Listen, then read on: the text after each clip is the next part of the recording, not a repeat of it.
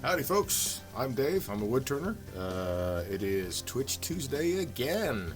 I've got a couple things to play around with today. We'll see what happens. I think, though, that I'm starting off with some cherry that my friend TC Schmo gave to me just yesterday, in fact. Now, it says it was a lot of beetle-eaten cherry. They went through most of the cambium layer. Or Cambrian, or Cambrium, or no, it's Cambium. Cadmium? Cambium. Sorry, bad joke. So most of the cambium layer is gone, and so there are some boreholes left in some of these pieces, so there may still yet be beetle larvae in there. We'll find out as we turn it. Sorry, I'm looking down at this piece of wood and turning it here. Why don't we do this? So there's a lot of boreholes in this piece in particular. So probably we'll have holes interspersed in and throughout the whole thing. If this was, well, actually we'll get to the safety stuff here in a second. Very first thing though I did was I got this blank, and it looks just like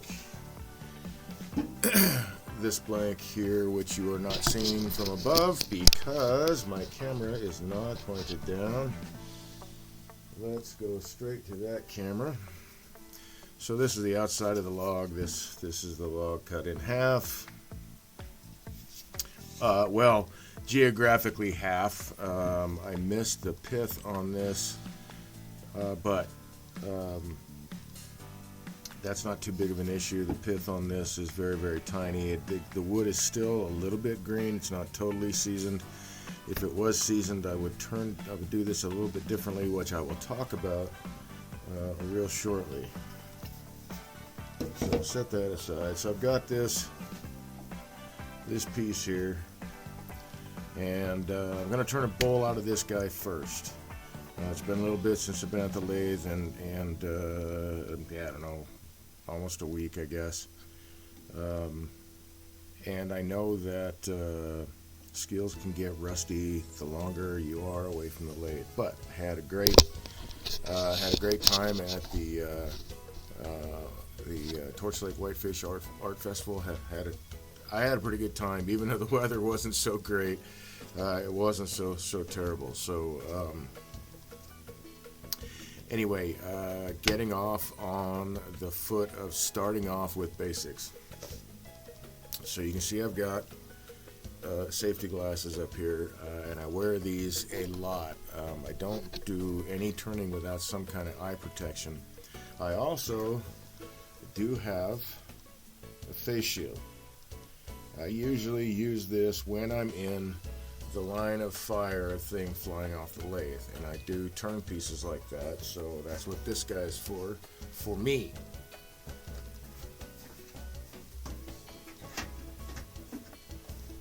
I used to wear a face shield all the time, practicing and all that, but with practice, I'm not saying that eye protection isn't important, but I know where not to be, so that kind of helps a little bit. Things sometimes still will come off the lathe, depending on the wood or what have you. The wood could be really porous and punky on the inside, fly apart. It could be cracks you didn't notice. There are any number of things. So what I'm going to do is start with this guy. We're going to turn it into a bowl. And there's another thing too that I will talk about. Because this is beetle eaten, what I did, there was a lot of beetle dust still stuck in these channels. And if this was a seasoned piece of wood, I would most definitely wear a face mask. I was able to, because this is still, the outside was still wet, take a wire brush and get all that off the outside. If I see any dust flying off in a way that I'm not comfortable with, I will put a face mask on. Breathing protection is also very important. It can be, you can build up a toxicity level in your body on certain woods. Maybe even all of them. I don't know, but I know certain woods you can build up the toxicity level in your body and have allergic reaction to them if you keep taking it in, breathing it in, all that kind of stuff. So if it warrants a face mask, there's dust. Like when I'm sanding, I always wear a face mask. I don't care unless I'm wet sanding something very wet. I will always wear a face mask, and even sometimes wet sanding, I'll wear a face mask just because it's a good habit to be in. So let's pop this dude down a bit. See if I can get her lined up right. Bear with me just for a sec. Change the camera locations just a bit.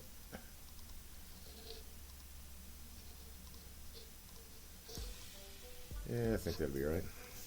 All right. Oh, and I'm happy to announce that I now have a website. I finally have the online store. Let me type this in real quick.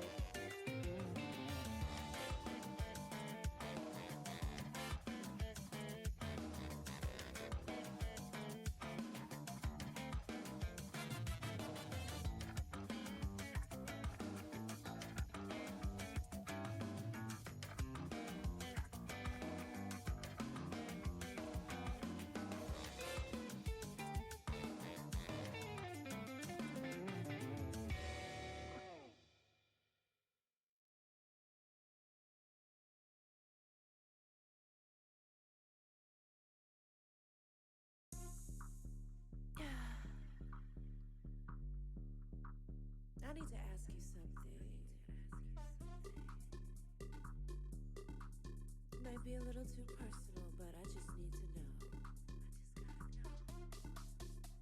Like,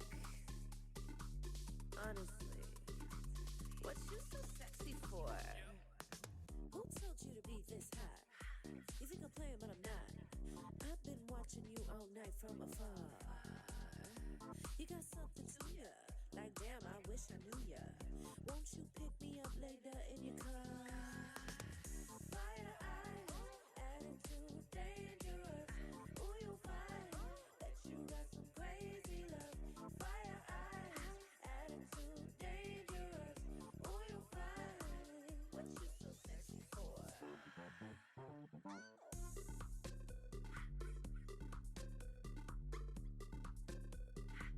What you so sexy for?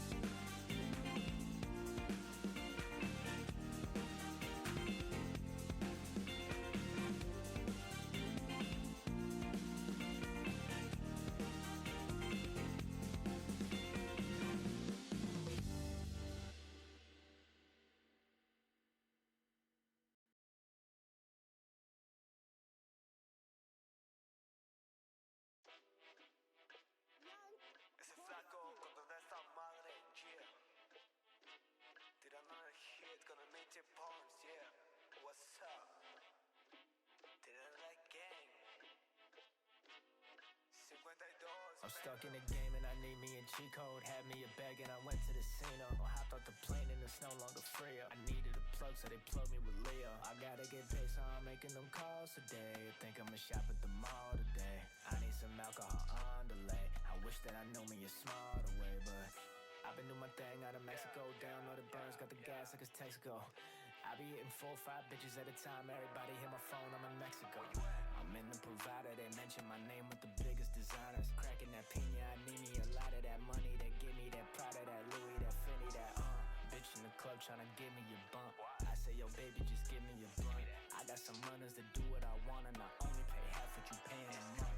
I got a dream and I shoot for the stars. That means you gamble, don't look at the odds. Calling your bluff, we don't look at the cards. We coming up and don't stuck in the game and I need me a cheat code. Had me a bag and I went to the casino. Or hopped off the plane and it's no longer free. I needed a plug, so they plugged me with Leo. I gotta get paid, so I'm making them calls today. Think I'ma shop at the mall today. I need some alcohol on delay. I wish that I knew me a smart. I'm stuck in the game and I need me a cheat code. Had me a bag and I went to the casino. Or hopped off the plane and it's no longer free. I needed a plug, so they plugged me with Leo. I gotta get paid, so I'm making them calls today. Think I'ma shop at the mall today. I need some alcohol on delay. I wish that I knew me a smarter way. En el casino yo siempre latino. Saben, tengo tiempo bien recorrido. En este juego siempre hay brillo. Esos batitos están escondidos. Todos mis compas ya buscan billetes. Lo siento mi hermano, no creo en la suerte. Trabajo muy duro, es lo de siempre para que no me llore y le caiga de frente. Tino, yo quiero billete y todo lo que hace remete. Estos perros saben, no le meten. En corto los hago filetes para que sepan cómo está el juego. Más dentro en el campo y más dueño. Sigo la ruta, soy todo terreno. Los busco y ya no los veo. Stuck in the game and I need me a cheat code. Had me a bag and I went to the casino. Or hopped off the plane and it's no longer free. I needed a plug, so they plugged me with Leo. I gotta get paid, so I'm making them calls today. Think I'ma shop at the mall today. I need some alcohol on delay. I wish that I knew me a smarter way, but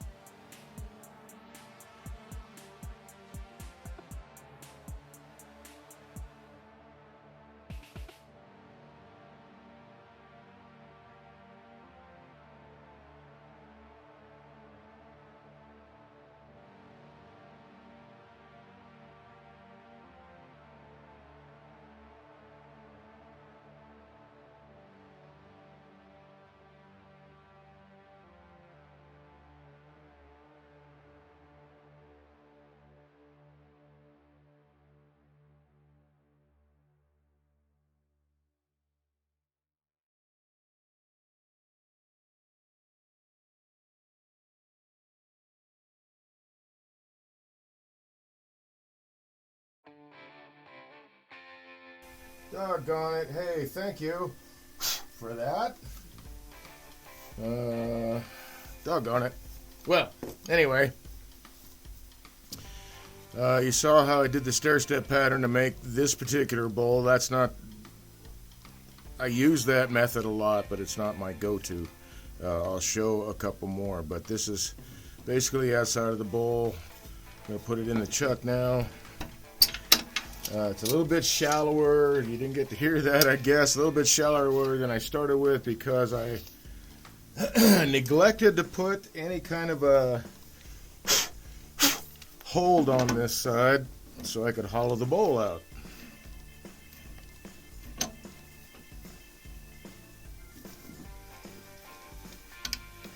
So it'll be a slightly shallower bowl.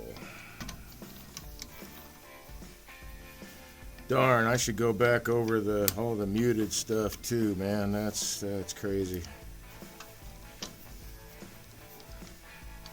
My bad.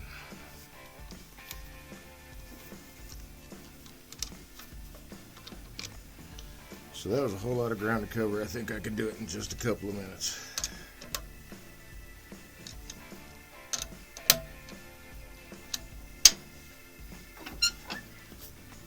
Let's get set up with this first.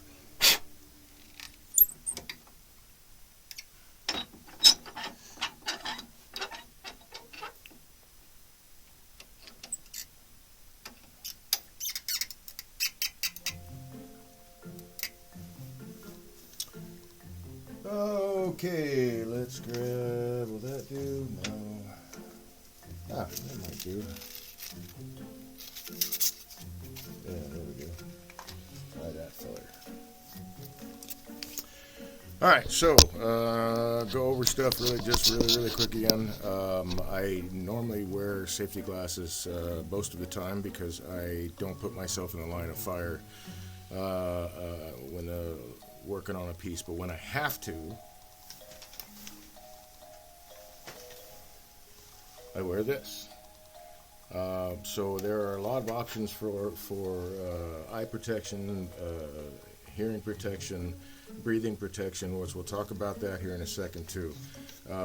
But I'm normally not in the line of fire when I'm turning, so I wear safety glasses. I will always wear safety glasses, wear some kind of eye protection, always when I'm turning.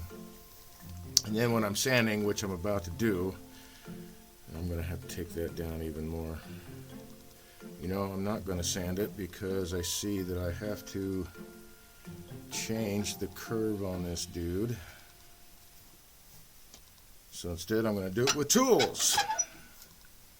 But when I'm sanding, if I'm dry sanding, I will always wear some kind of breathing protection. Let's bring this down here.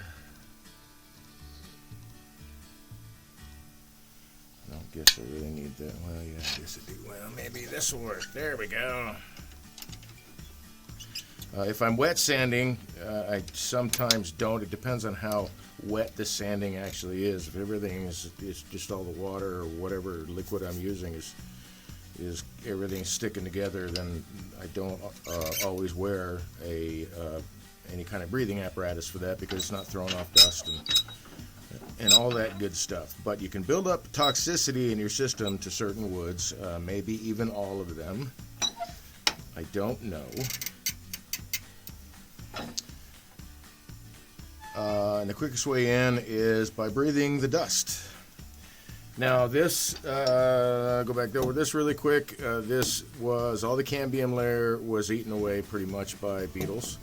And I made jokes about cambrium, cadmium, blah, blah, blah. Anyway, and there are still some boreholes in here where there are possibly beetle larvae still alive. They will disappear as we're turning. But I took, for one, the wood is still a little bit wet. It's not totally seasoned. It's still kind of green, but the outside was kind of wet because the bark was still on the outside, barely attached. All that cambium layer was eaten away, but the bark held the moisture in. So all this beetle dust and stuff was wet. I took a wire brush and took all that off, so that it wouldn't fly off the lathe and I'd be trying to breathe that, even though it is wet. I would wear a face mask for that. If this was seasoned wood, and there would be the holes and stuff like it, I would definitely wear a mask because I know for sure dust is going to come off that thing. Don't want to breathe bug poop and wood pulp in.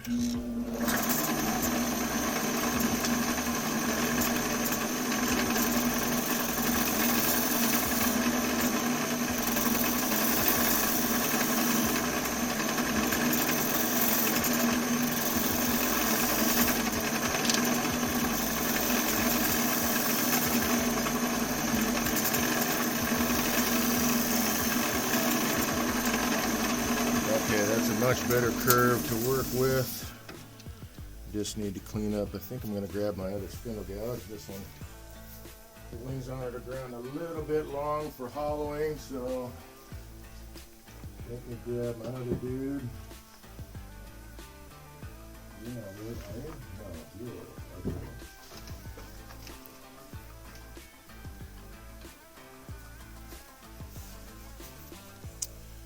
Lights, camera, action.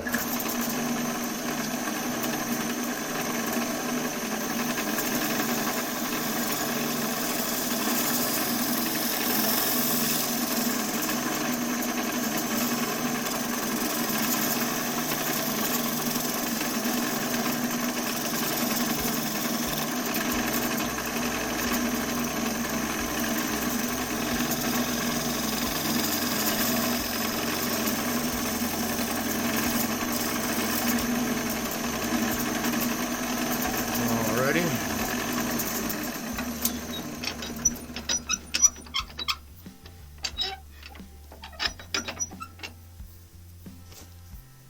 Slow the lathe down.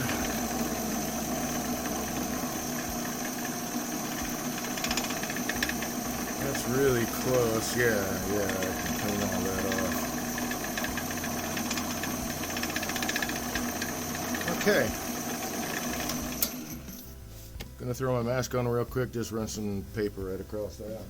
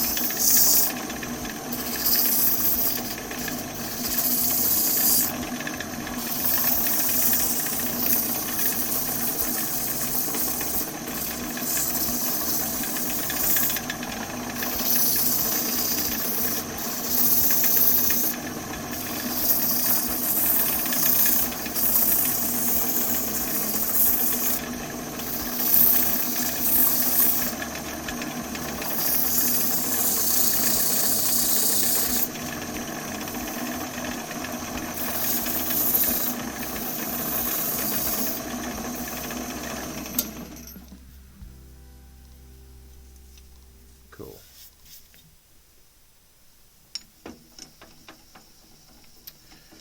All right, let's move the elbow poker.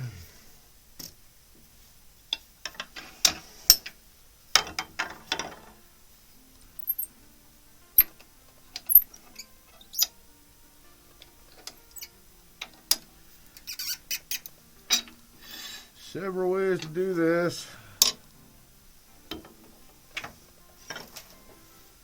I think, well, let's see. This is a pretty shallow bowl, so I probably won't do it in stages.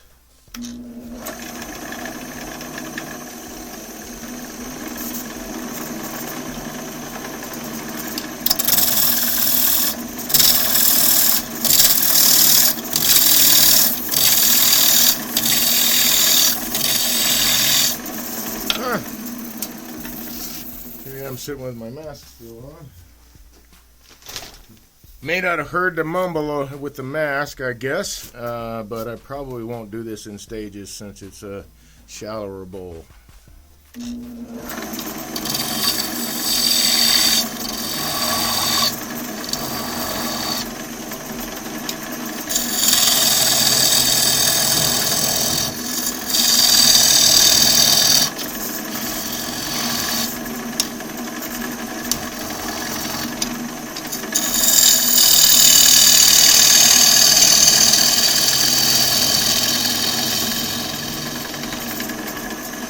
So I don't recommend doing it this way to new tuners because it's really easy to make a funnel when you're trying to make a bowl. And so I usually teach the, at least to newer tuners, the method I use when I'm taking it down in stages.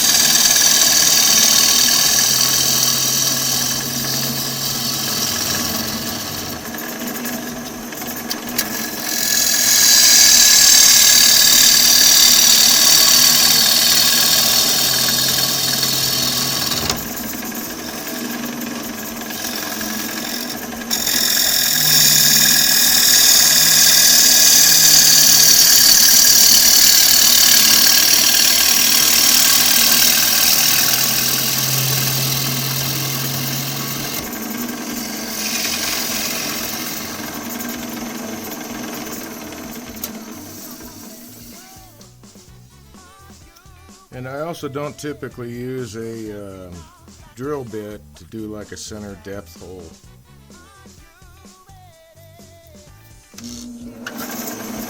Like I said, there's lots of ways to do this. That's just not I'll use it every once in a while, but most of the time it's not a method I use.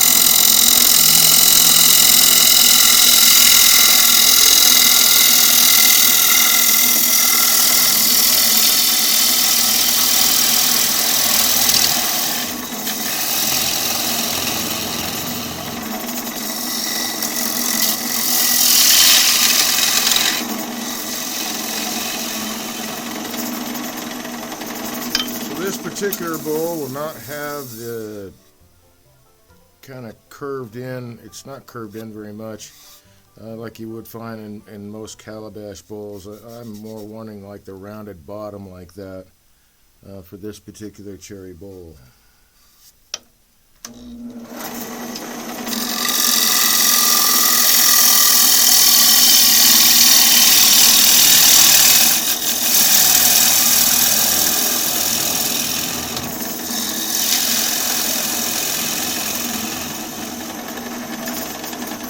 And if you have a bowl scraper, use a bowl scraper. If you got a bowl gouge like I do, use a bowl gouge.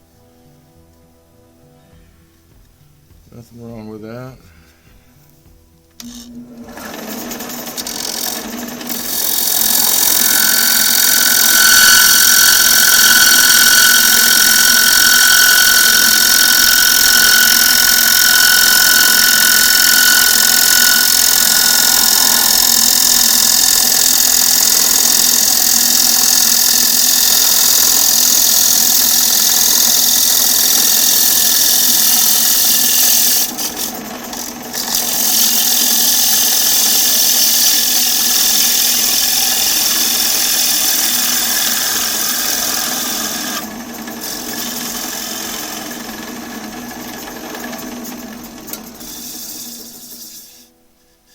See, that's a pretty good thickness.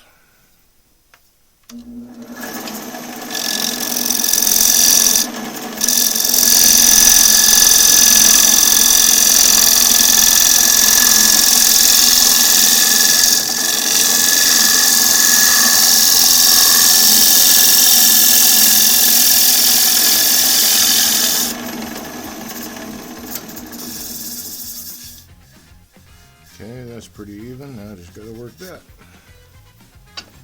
Oh yeah, you can see some of the beetle holes coming right through, and there's a. Well, I'll take the bowl off here in a second and show you.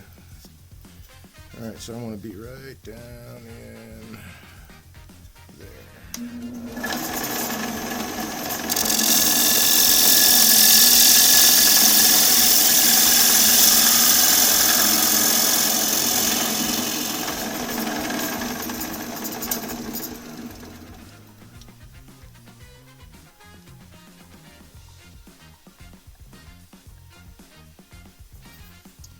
So that's my depth, and that's where I want to be.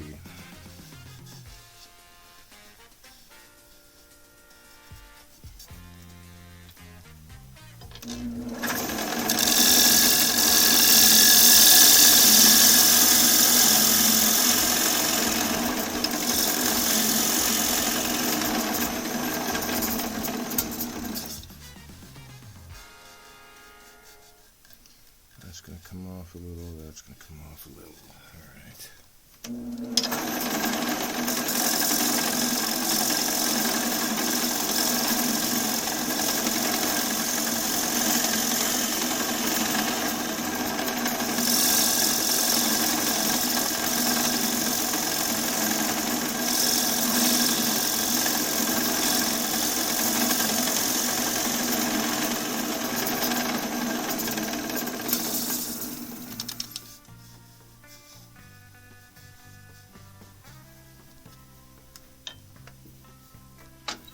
See if I get any closer here.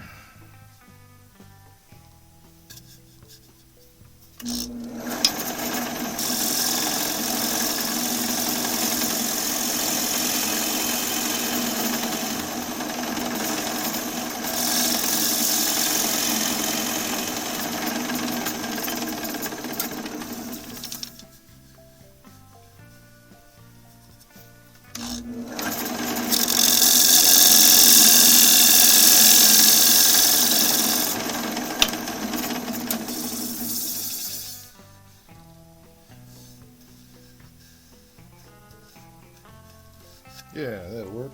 All right.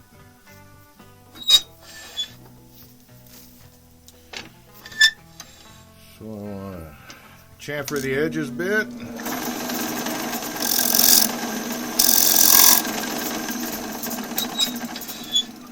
And with this size, since it's going on around already, I'll do it with this.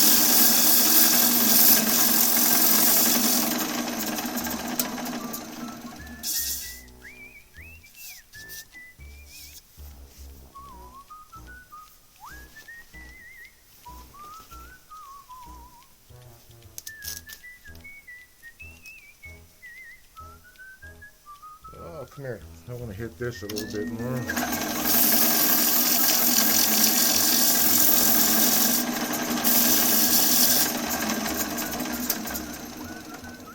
Sorry if you didn't hear that, I had my mask on. Okay. So now that's done, let's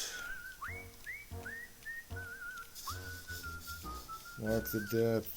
Do I need to sand the inside of that? Do I want to sand the inside of that? You know, I think I will. Or better yet,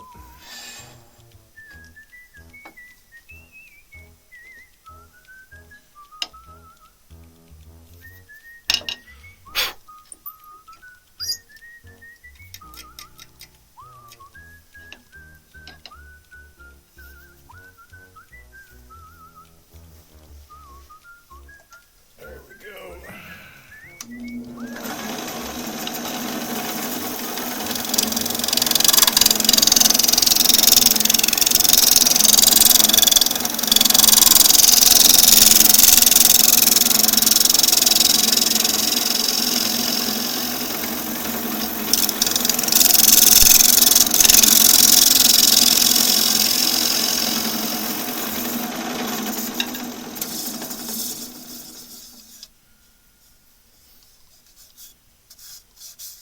That's nicer. This is going to be more of a utility bowl for me anyway. But that is a nicer surface.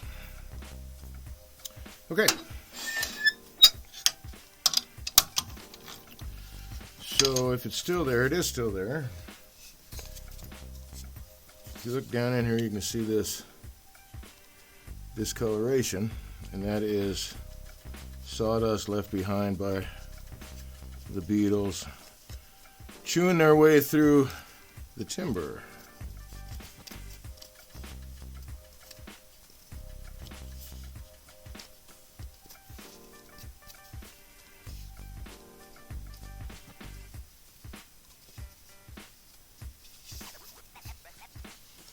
So get that out of there. Got some right here.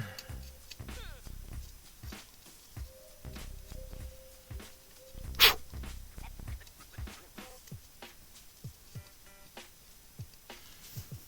need to turn this light off.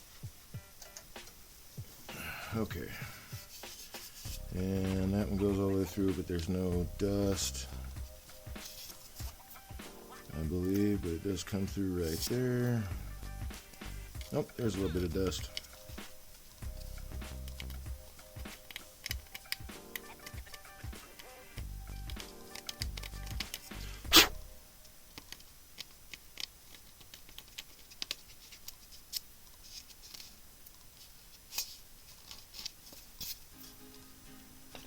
Nothing left there. Just want to make sure I'm not going to throw this into the air, spinning it around. Okay, cool. Yeah, it's starting to oval out already. Hopefully I'll be okay right there. Oh, actually, I think I can still use this guy. Not that one.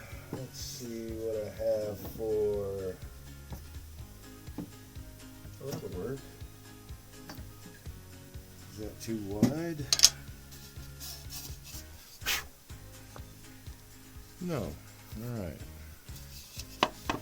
So I'll just put this block in here. If it'll fit. If not, I'll grab the next size down.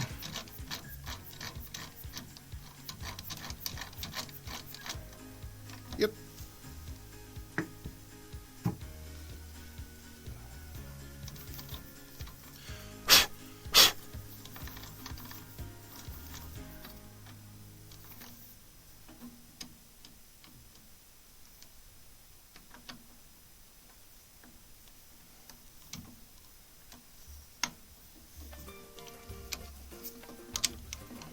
And I think I have a piece of leather. I've got some shell. Yes, I do, right here. So I'll just bring this up as a friction drive with a little bit of shelf liner and a little bit of leather.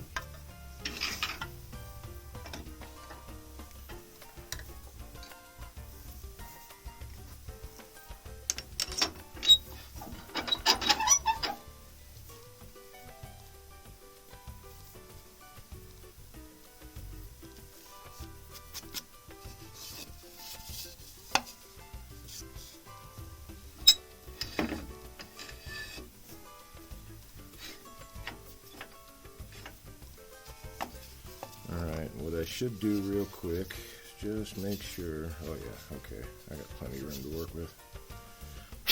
Plenty of material to work with.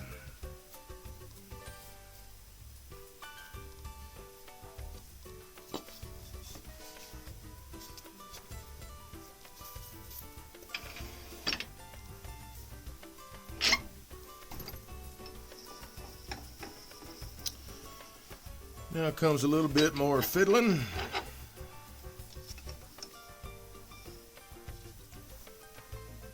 Because it needs to run true.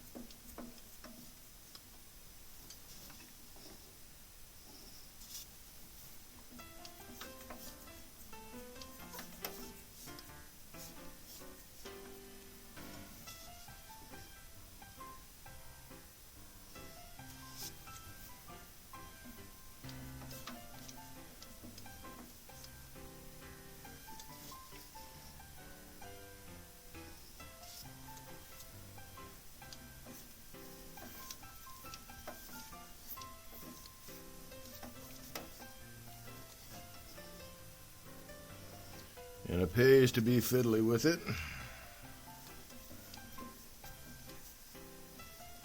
Means less cleanup after if you have to blend in two different cutting surfaces. That to me is a little more work.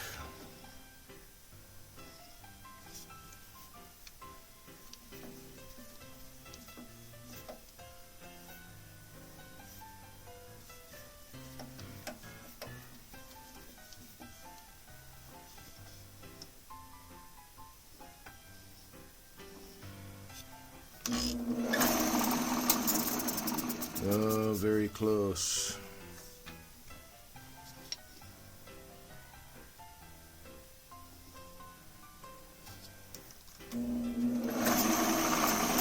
That will do.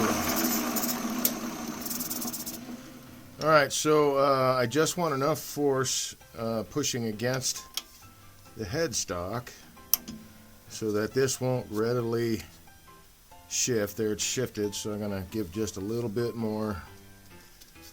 I don't want it too tight because I don't want to put indentation on the inside, even though it's got some padding. It's you know, it's wood and wood. So, and this is still a little bit green.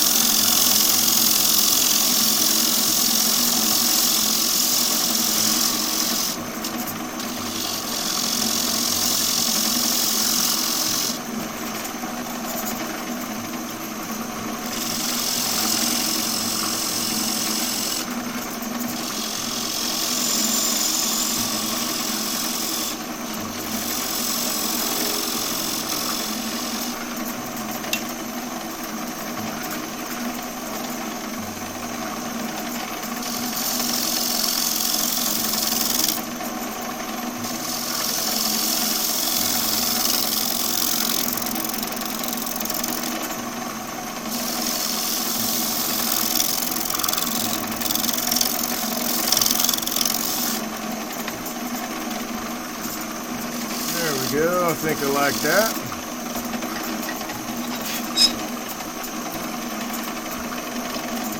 Slow it down a little bit. Yeah, she's starting to go over all right. Okay, on with the mask.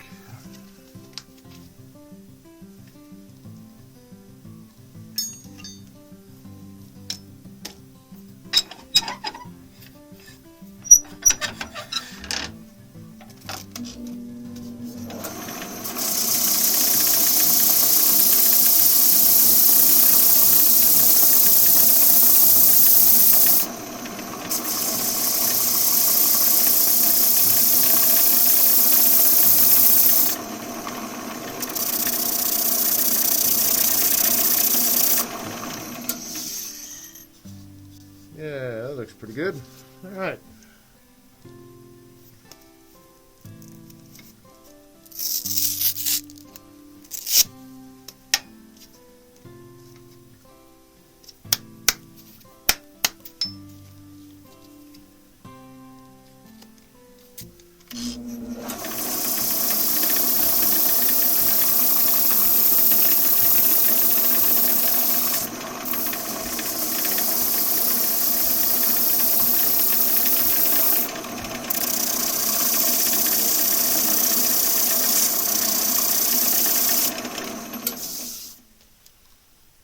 Hit that with a little 220.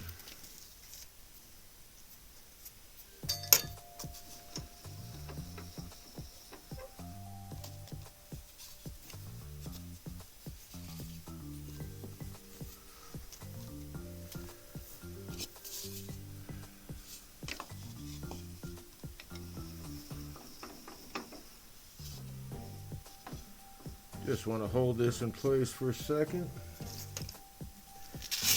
Don't suppose I need the mask on for this.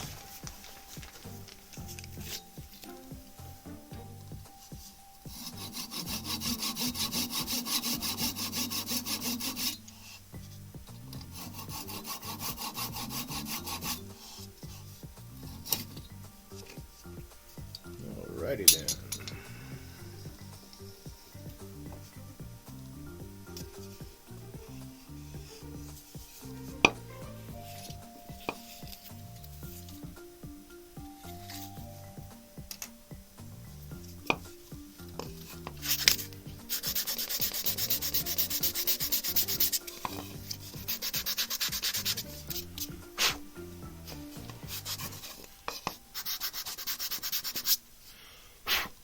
And I got really close to that X. I was off just a little bit. Not bad though. It's not something, I don't know, man. I think it's really cool looking. I don't find myself doing that like on purpose a lot. Going after that.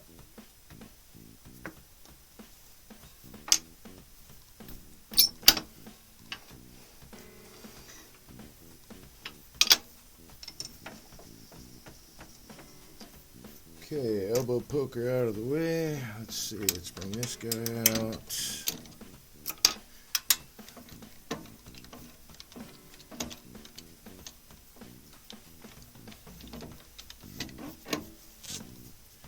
And I am going to run the compressor for a minute to get some air built up to be able to sand this off really quick. So, please enjoy the music as it plays, and hey, when's your birthday? Oh, ha, ha, ha, yes. Yep, yours is July 27th, man. Okay, so I'm going to have to mute while this compressor is running because it's very loud, so bear with me. I will be back. Please enjoy the tunes.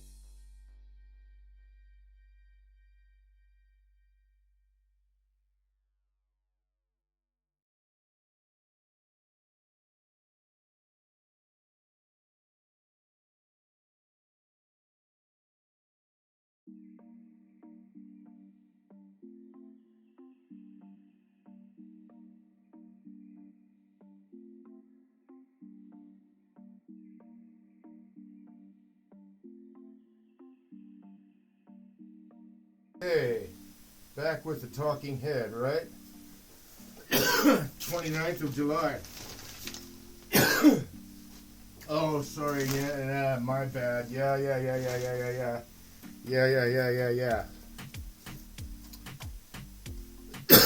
And I will be at an art show that day, so you will be called from the art show that day. All right, so there we have that finished bowl. That's all set to go. Moving on to number 2. And a different way to turn the outside. So let's go for the balance point.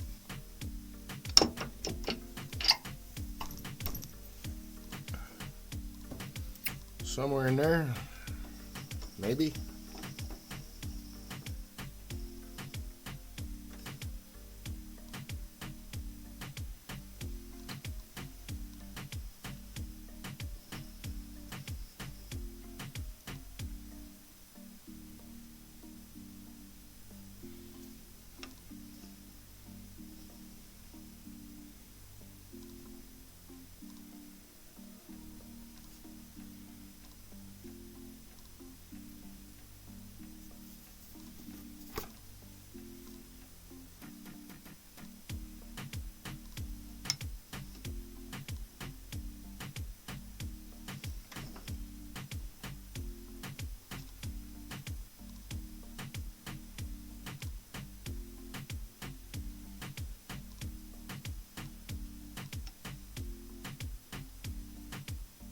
Just trying to move it about a 1/16 of an inch at a time because it is a smaller chunk of wood and the balance is a little bit different than with a larger piece of wood, more mass.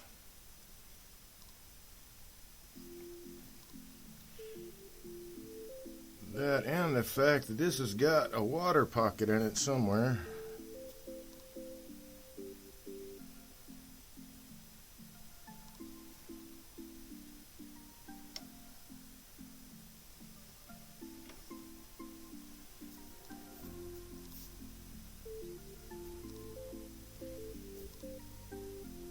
That looks like it's it.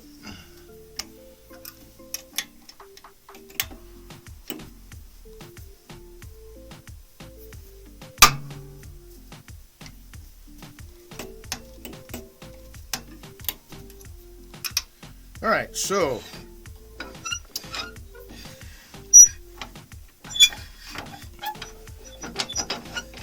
there are a lot of ways to do the outside of a bowl. Why is that? I don't understand.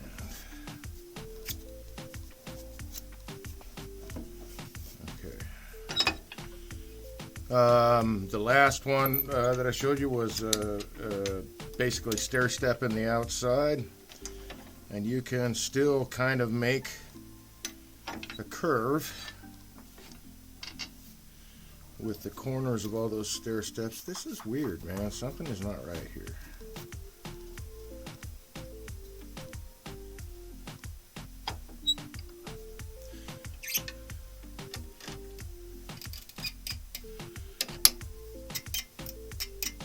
So another way to do it with the bowl gouge.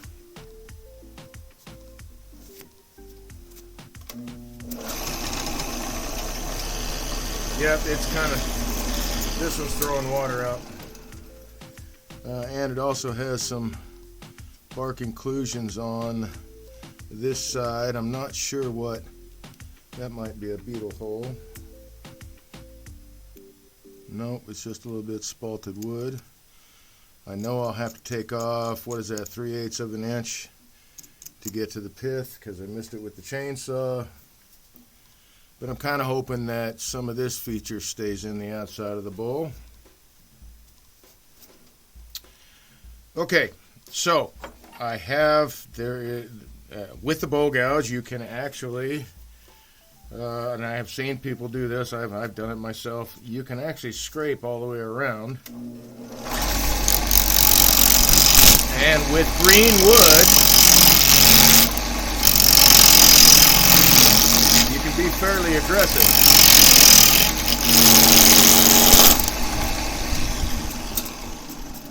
And that's okay, but I think, as you can see here, you get a lot of tear out that way, and you can clean that up. That's not the issue. The issue is that you got to go back and clean it up.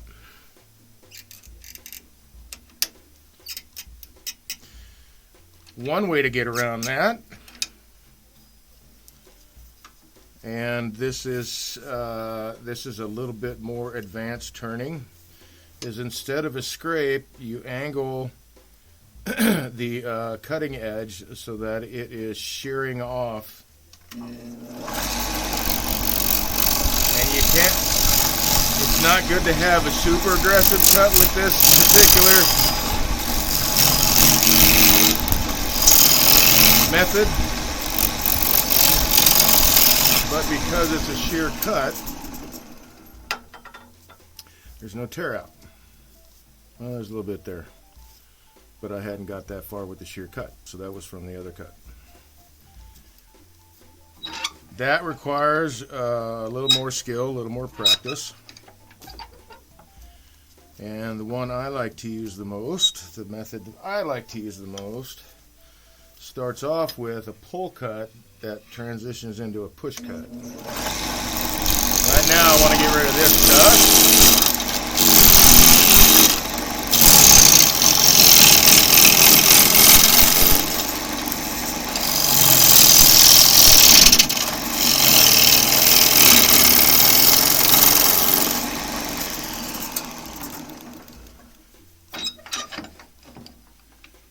myself a little bit better angle here. And so I will start off on the bottom side with a pull cut, cutting as you would in a pull cut, right up in the corner there, right along that with that bevel support. Bring it all the way around, and as it comes around to the general waist, I guess, the hips, maybe the hips of it, whatever vessel shape you're making, I'm going to just assume they're typically going to be round. So the hips of it, so to speak, the widest point is where the handle will come up and the tool moves into a push cut, and I'll carry it through.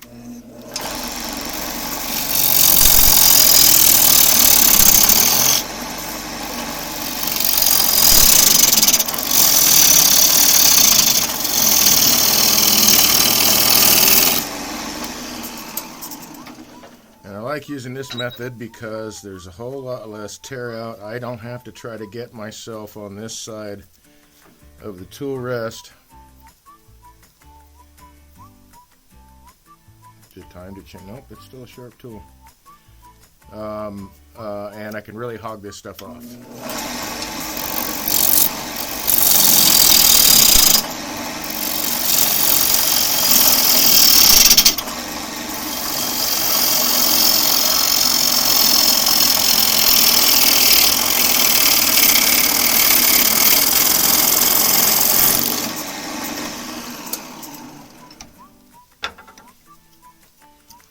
So I'm already getting a really nice round shape. Let's see, I need to take a look at the pillows. There's even a split right there that I didn't see before. That's the pith, so when I get down to that level, that split will go away. It pays to pay attention to your, okay, that's where the pith is there, that's where the pith is there. So my form now is also not balanced, meaning that this pith here crosses the tool rest at this line, and then I miss it by another 1/8 of an inch. So I want to adjust my piece so that the pith comes across at the same spot on both sides. So if I mark this pith and then I mark this pith, you can see there's about 3/16 of an inch in there that I don't want. I can lessen the amount of mass that I take off this piece, which is what I want to do. I want to keep as much of this as possible. So since that is further down, I'm going to tilt it up, and we'll check it again. That might be enough. And that way the rings on both sides are balanced. Like I say, I don't typically try to go, that's what I try to go for. I want to see it balanced all the way around it. Not necessarily if there's an X or an I or an H or whatever. That's not my biggest goal. Okay, so I went a little too far.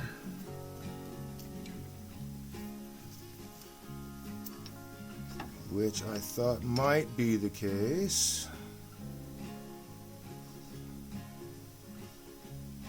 That's probably not far enough, but we'll try it.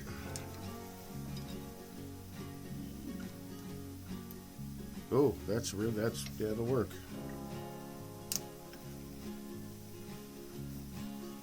So now,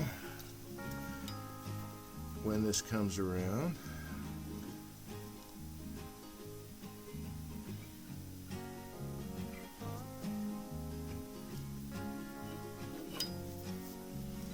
still just a shade proud, I think.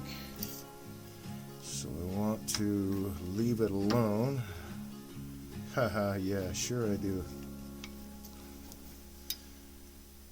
Let's try one more time. Okay, I think this will do it.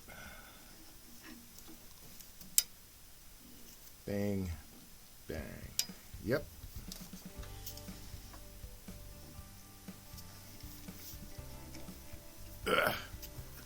Make sure that's secure. Yes, it is. You know, let's go ahead and take that down while we're there.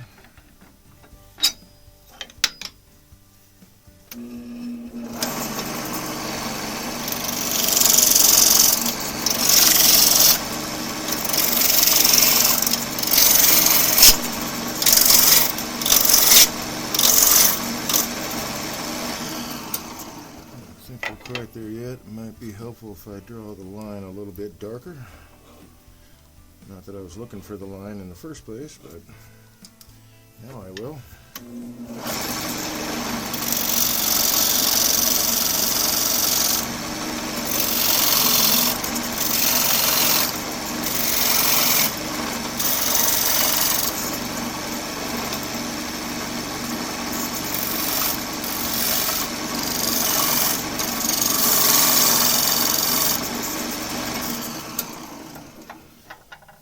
So let's see, well, that may not be sufficient. Let's go in a little bit more. I want to kind of make this, the face of the bowl, the top of the bowl, more concave, because I still have to round it out some. Although if I get down to the right spot, maybe I can save some of this natural edge there, but I definitely got to get rid of this split. And it is just about done and gone. But I want to leave myself, I get myself far enough in that when I round this, I don't have to do that again.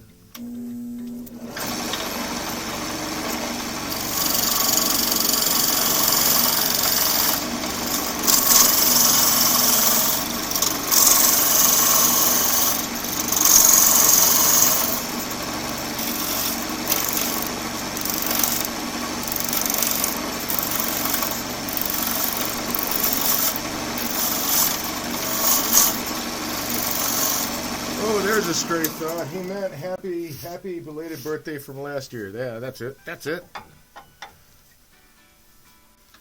Yeah, that's it.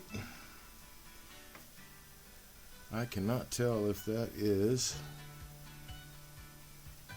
Oh, yep. Still got just a little bit of the pith to go.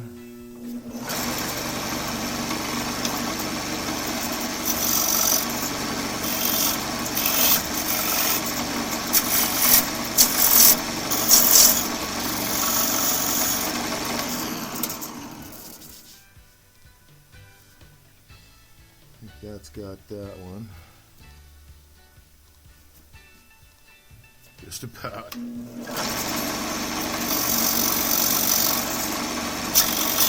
I just don't want the pith to be in there. It'll be a weak spot, and the rest of the wood will try to shrink around that spot.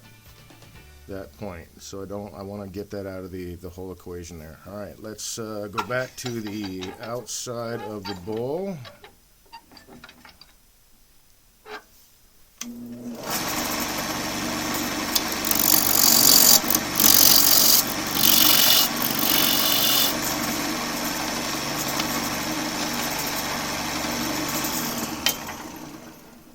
Pardon me for a sec, I need to throw my handle over to the other side.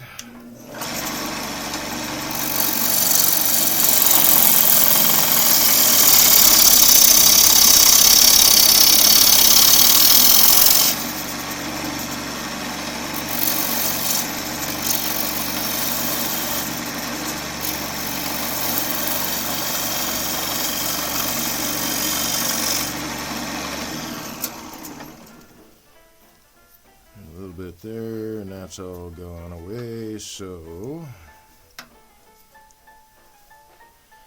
see, these bark inclusions will be on the outside. Looks like I am very much definitely going to need some CA glue to make sure those stay filled in. Okay.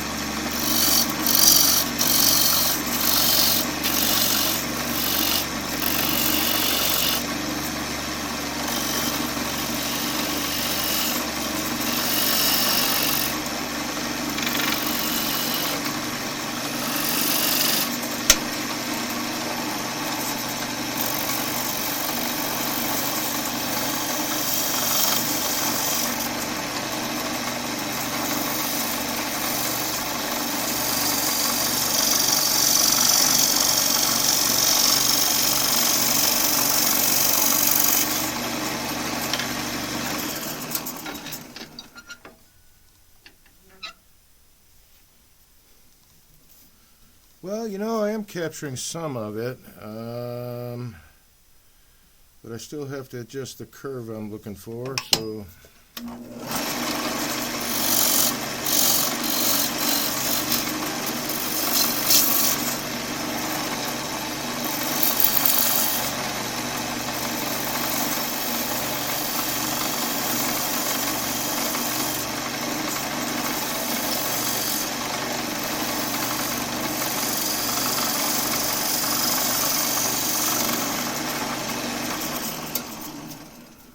Just about right, and that leaves me the foot right here. Oh, let's see, how do I want to do that? Yeah, that's bark stuff's going to have to be filled in. But I'm not filling in the beetle holes.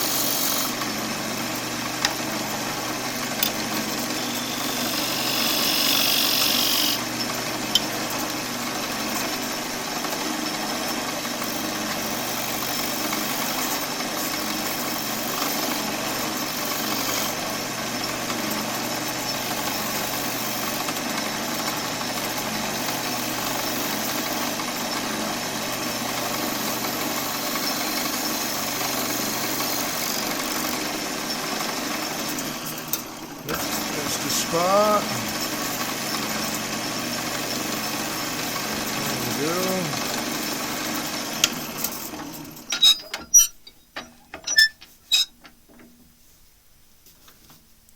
So I'll get a little bit more of a natural edge over here. If my curve stays, nope, the curve's going to change.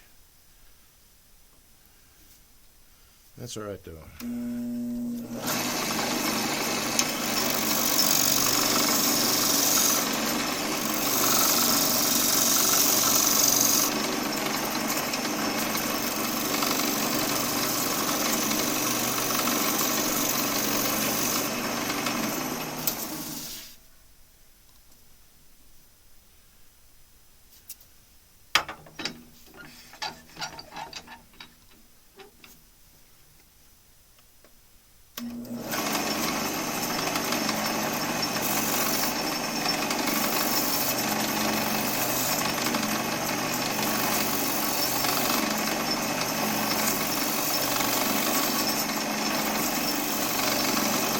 And for the newer turners out there, the main reason I'm doing it this way is so that I can follow where the support of the fibers actually is.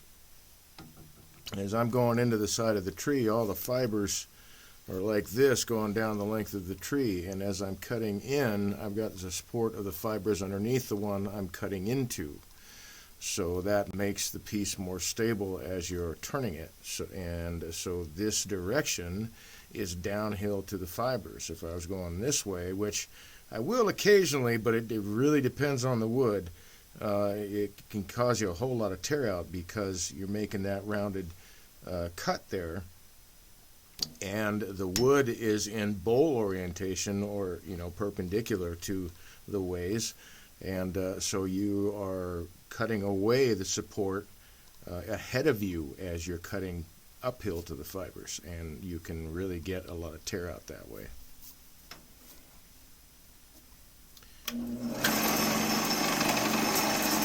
Tear out is a pain in the butt. Well, okay, not always, but it can be, especially to try to sand it out.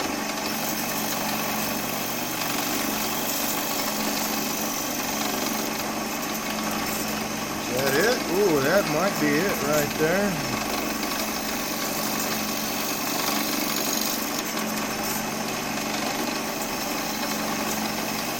Do a little shear scraping.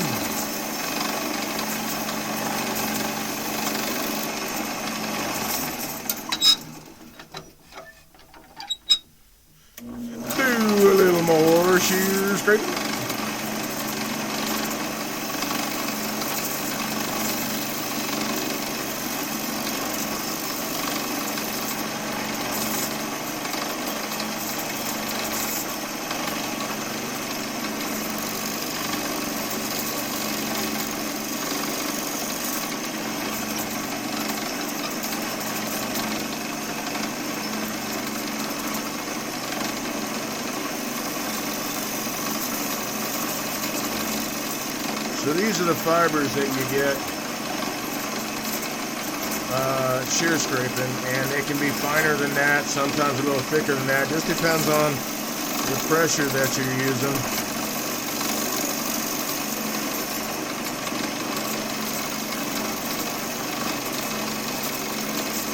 So for instance, with the light pressure that I'm doing here,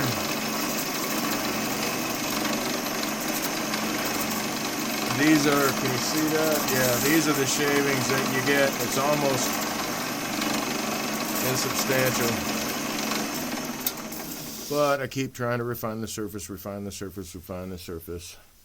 so that I don't have much sanding to do. On this piece, though, I will, because of the bark inclusions, and they are also a weak point in the material, because they're a little bit spongy.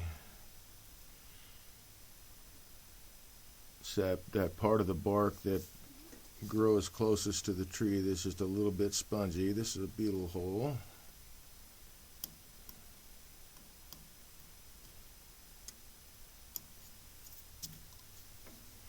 You know, before I clean these out, I should go ahead and sand it.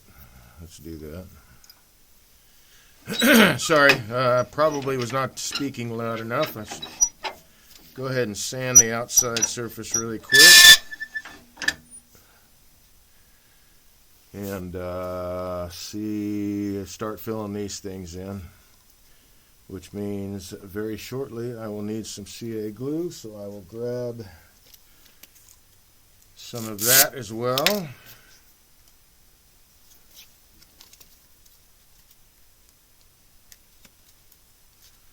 Good thing it wasn't still muted.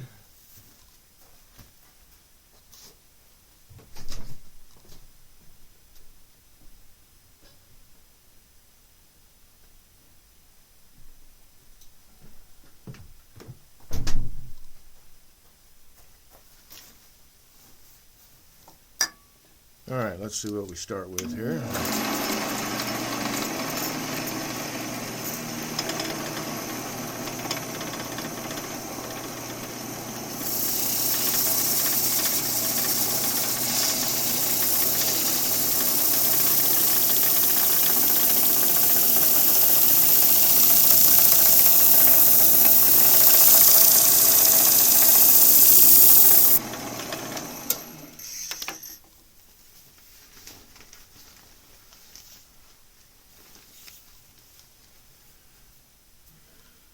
Doesn't look too bad. Let me hit it again. Let's see. Actually, what I will do is I will put a little bit of CA glue down here, and that will hopefully capture some of the dust and lock it in as it's getting sanded down, so we can fill in those bark inclusions on both sides.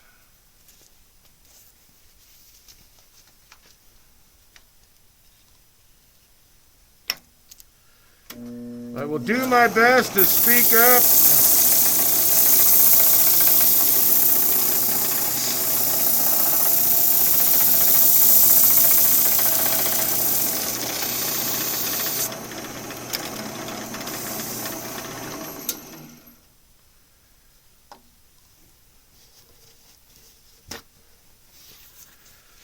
Grab a paper towel for any over dribble.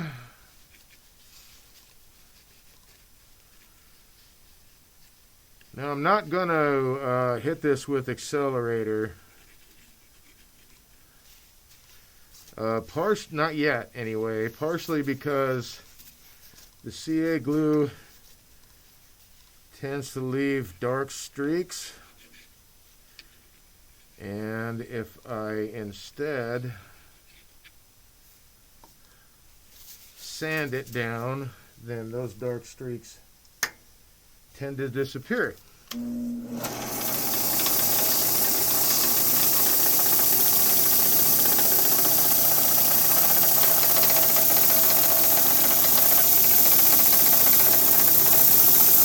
Woo-wee.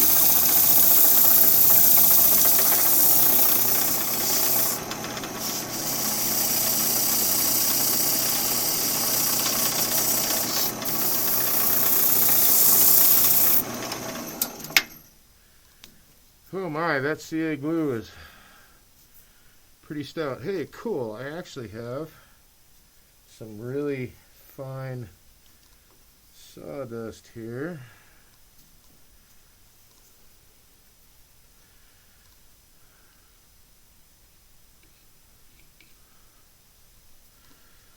So let's see about applying some.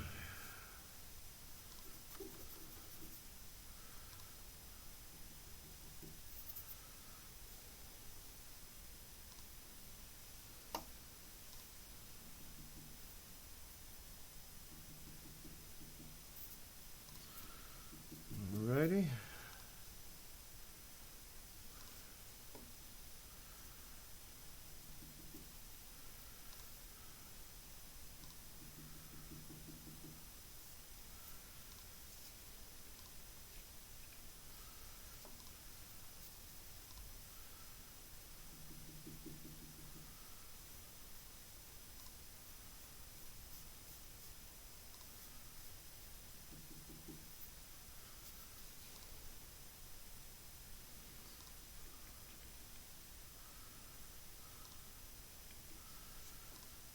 Adding a little bit of CA glue as I go because I want to make sure it's I'm getting it to stick together as much as possible because I'm going to sand this off at speed.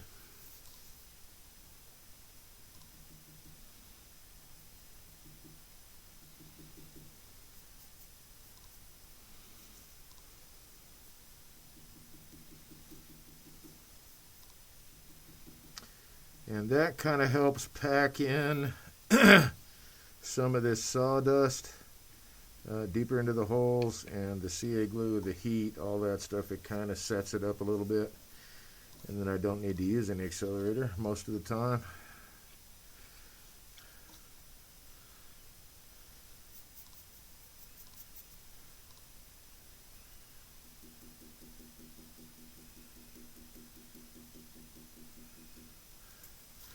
But I still do, just to be sure.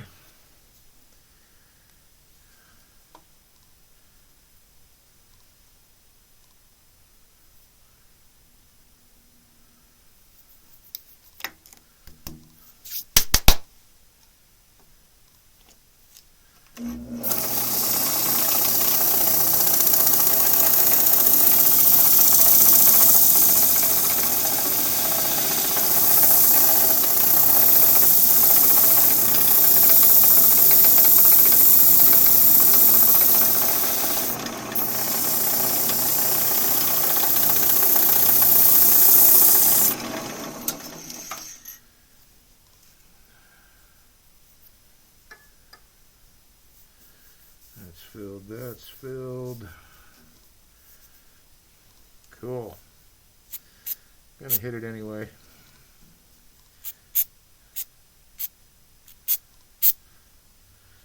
But it filled it really nicely, and now it looks more like bark.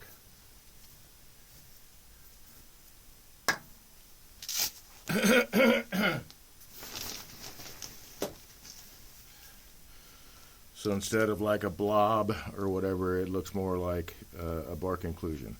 I still need to sand this, which I will do here in a moment, but I want to leave that sit for another minute while I put the CA glue away.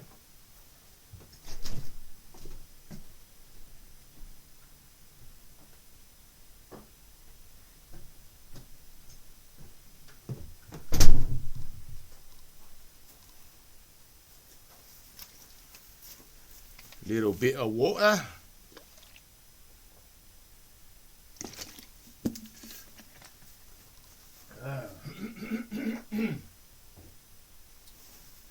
Fresh piece of abrasive. Let's see. There's the 150. Oh, that's also 150. Very cool.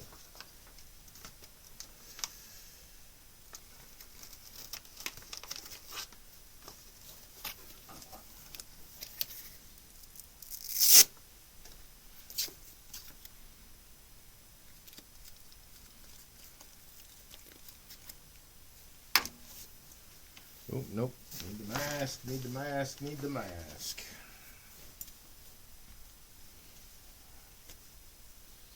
Anything new on chat? No, but Coffee Streambot dude is going bananas again. I am going to have to change the settings on that again.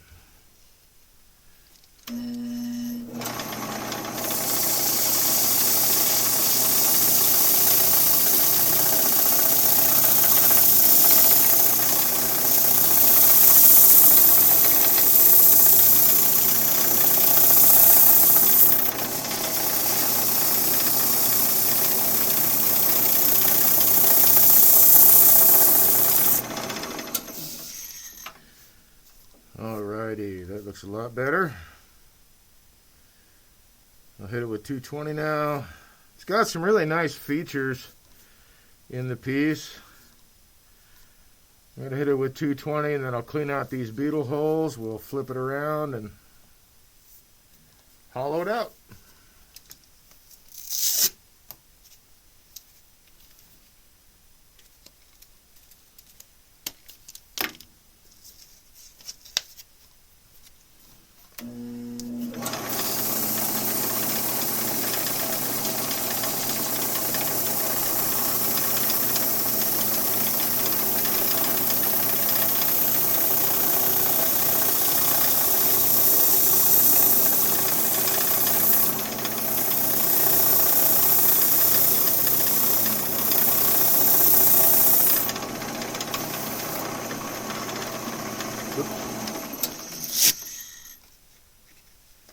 Fresh piece of 220.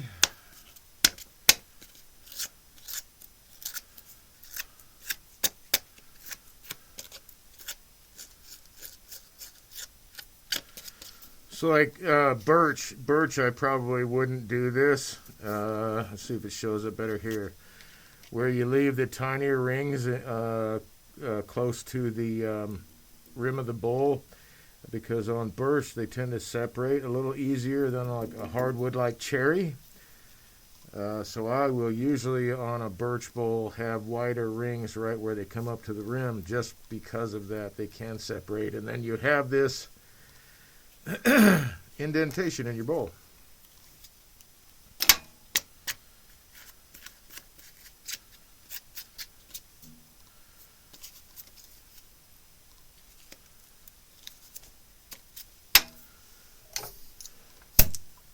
All right, I'm going to mute temporarily after I turn. Yeah, I'm going to mute temporarily. I'll be right back.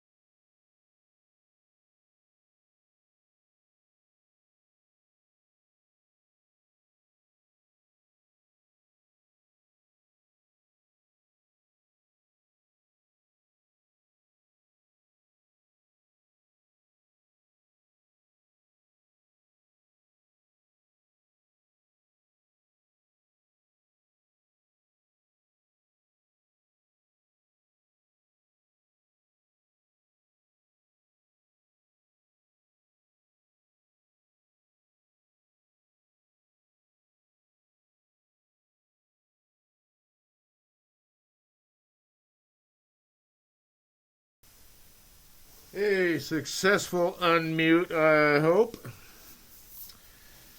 All right.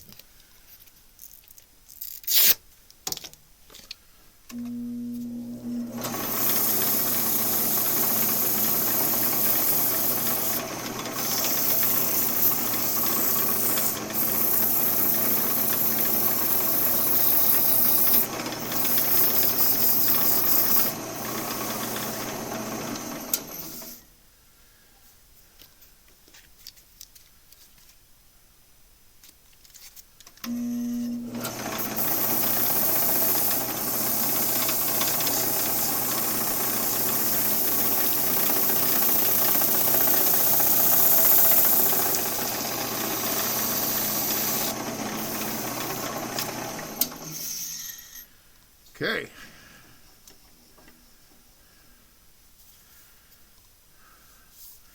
Yeah, let me clean out some beetle holes real quick. We'll put this bad boy in a chuck.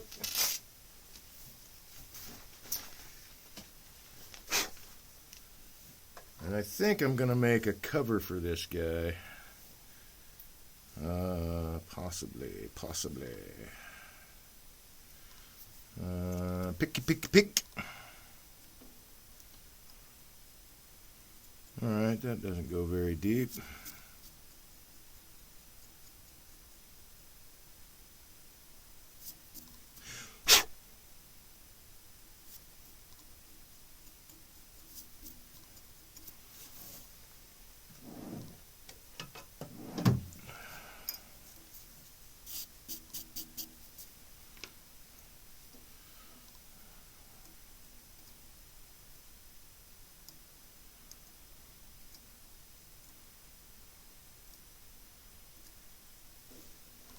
Huh.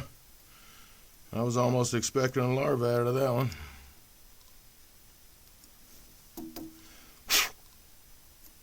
Almost. I was expecting to see a larva out of that one. I thought I almost did. Let's see, that's cleaned out. Let's get this guy. That's not very deep.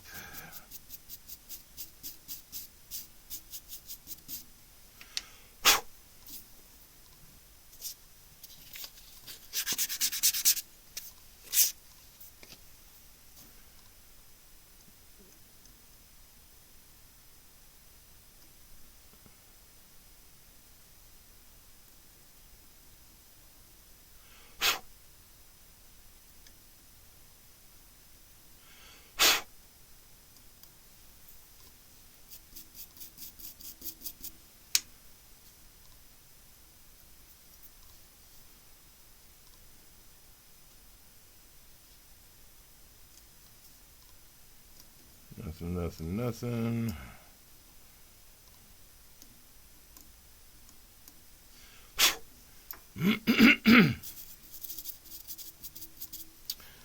Okay, I think, nope, there's one that needs to be cleaned out. Does not appear to be very deep, though. That one is. Hey, cool.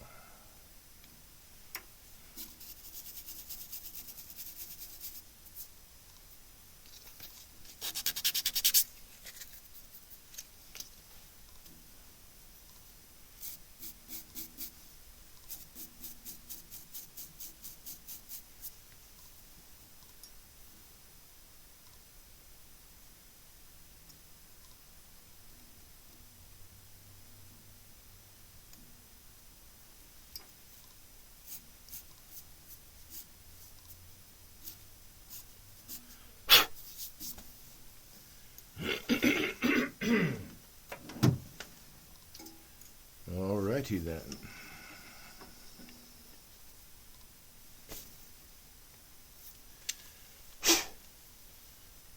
What do you say we turn this thing into a bowl?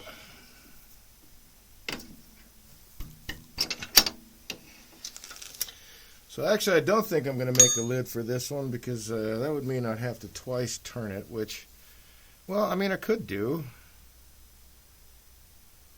No, I know that's going to probably oval out pretty well like this other one is starting to do.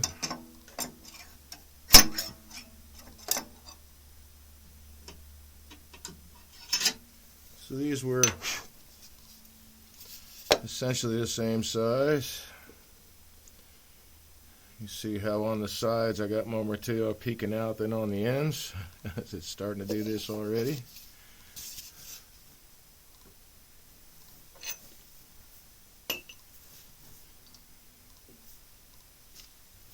And I have finished the outside. I don't want to return the outside on that one. But I've got more cherry over here, man.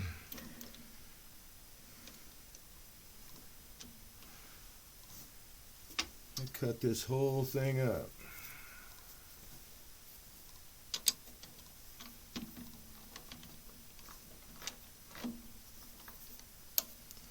Let's see, let's match that up with that.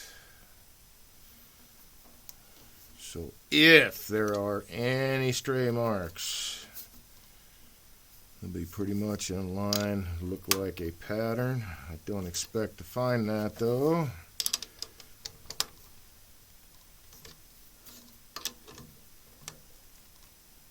And this one, I think, once I get rid of this split, I think I'll do this one in stages, just to show you how that goes.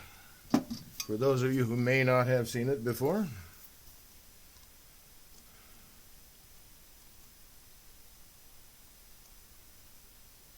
Okay, that's not worm dust. Oh, since it's I'm looking at it from 80 degrees out, the last position, I can see different things now.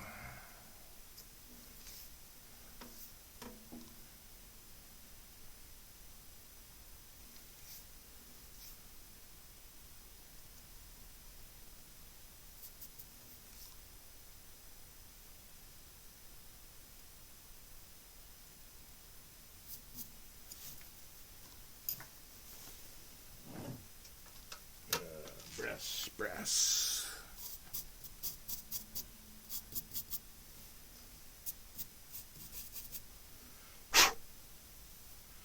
Okay.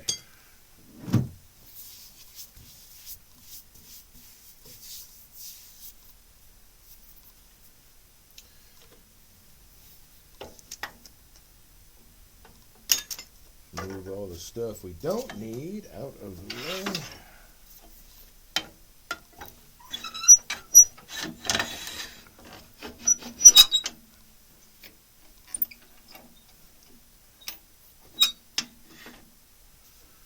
Make sure that's where I want. I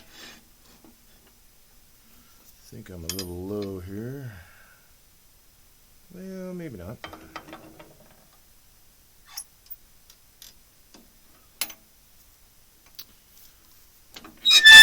Although I will do this.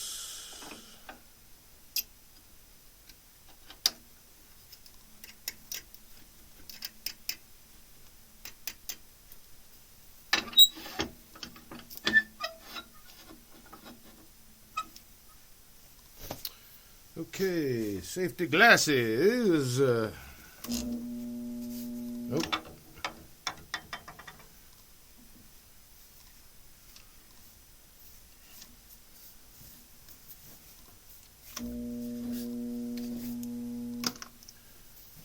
Oh, that's where it is. I'm sticking right there.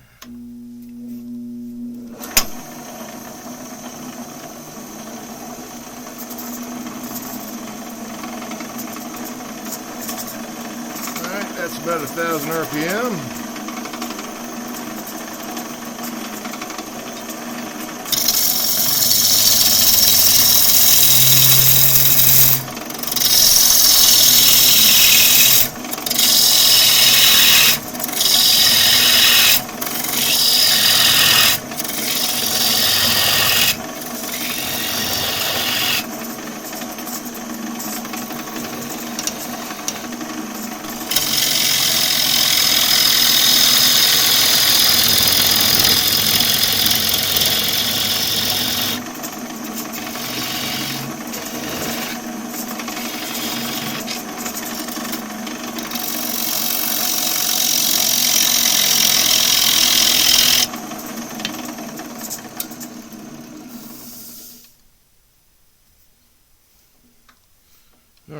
looks pretty clean.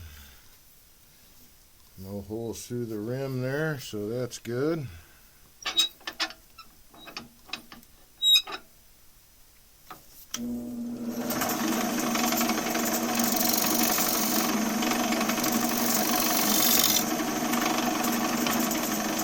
Chamfer the edge a little bit.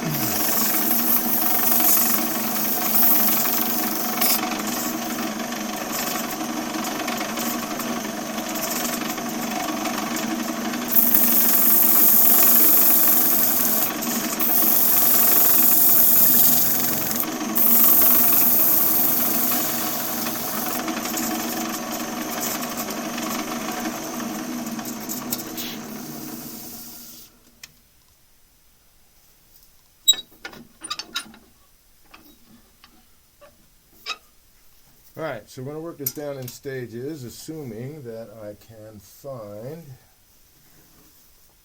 Let's see, it should be in here. I gotta grab a set of calipers for this.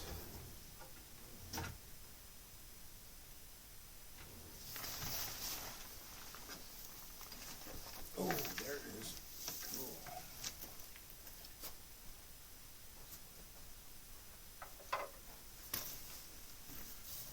Just found my one of my 1/8 inch long shank. There we go. Allen wrenches. Okay. So I'm going to take this down in stages. So I need to remove some material here.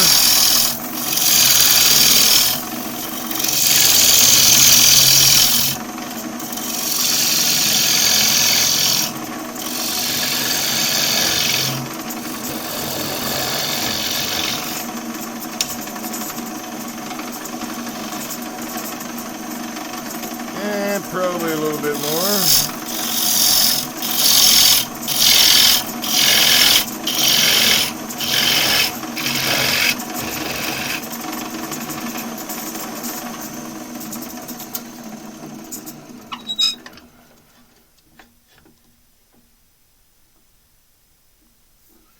And now I need to start working on my wall thickness. I don't have any support for this wood. The only support for this wood is right next to it, and so on and so forth. So I'm going to lose that support, which is why I do it in stages, or why I'm doing it in stages at this point, so that this does not flex while I keep working that curve all the way around the inside. So I'll take a little bit out. This whole mass now is not supporting the outside. This is the only thing supporting the outside. Work that to the final thickness, then I'll take another stage, work that to the final thickness, and just keep going all the way around.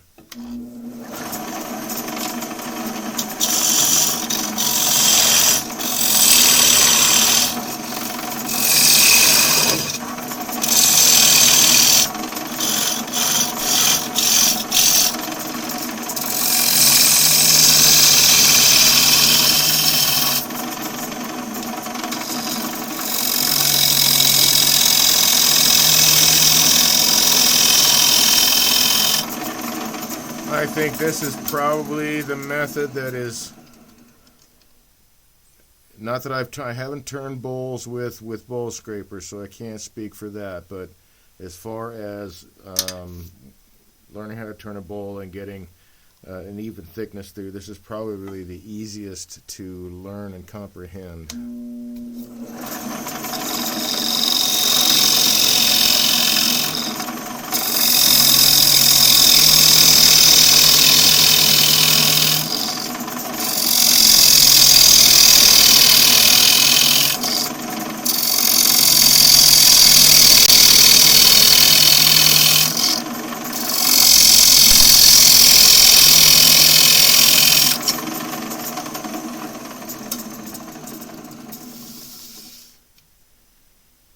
Getting really clean cut, so that's awesome. And I'm checking my bowl thickness as I go. I'm looking for, yeah, there's some imperfections, but that's the inside of these bark inclusions, so I'm going to have to fill those before Yep, got my wall thickness just right. I'll have to fill those before I get to my final thickness.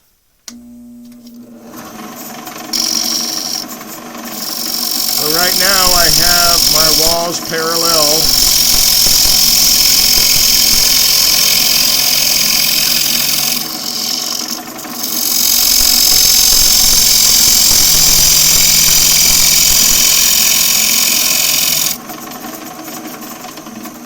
The inside and the outside wall are parallel, as they should be.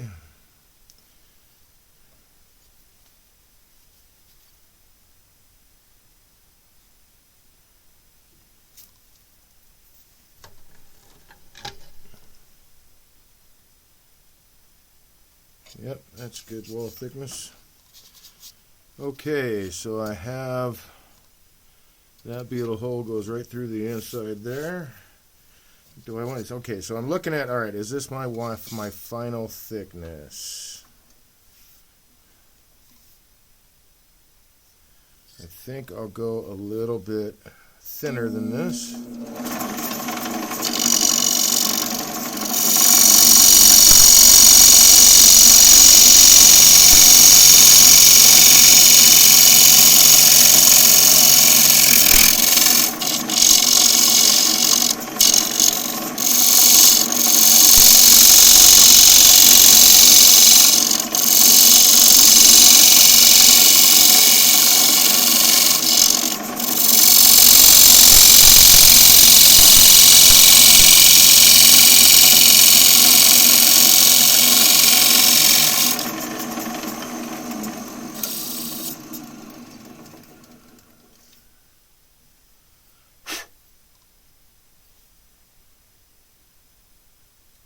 Whoops, that's a beetle hole. Right on track. All right. So I'm going to take out that dust from the beetle hole here and also fill in the bark inclusions on the inside.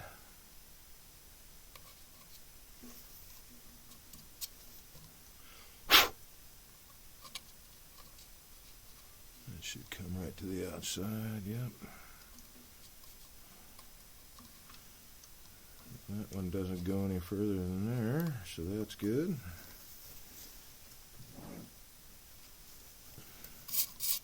I like finding features, stuff like this, man. When I talk to people about it, I tell them it's kind of like a birthday or Christmas or whatever. You don't really know, what you got until you start getting into it. Crack open the log to see what's there. All right, be right back. 1 second. I need to grab my CA glue again.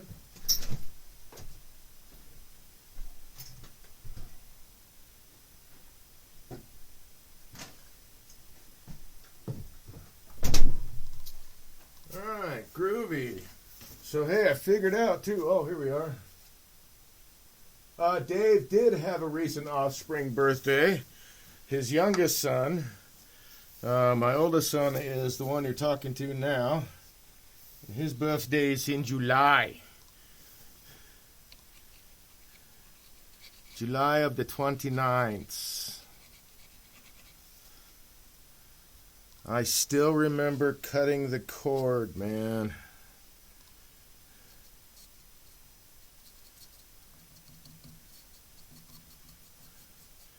I have been with you for a long time, my son.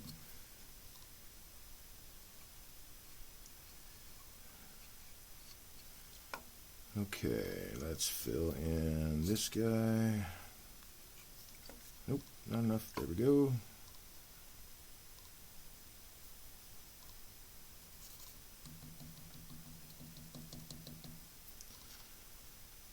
And I'm glad. It's been a pleasure. You are my favorite oldest son, after all. You do know you can thank your sister for that, right?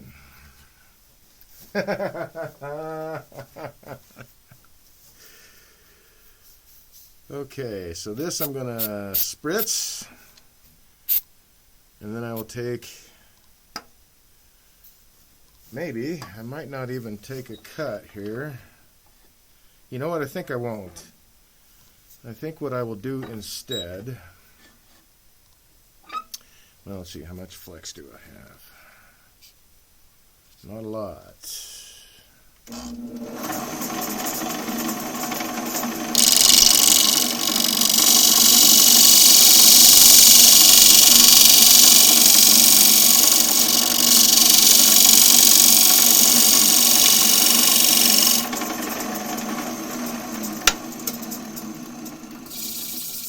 Just shave off that outer surface of that glue. There we go.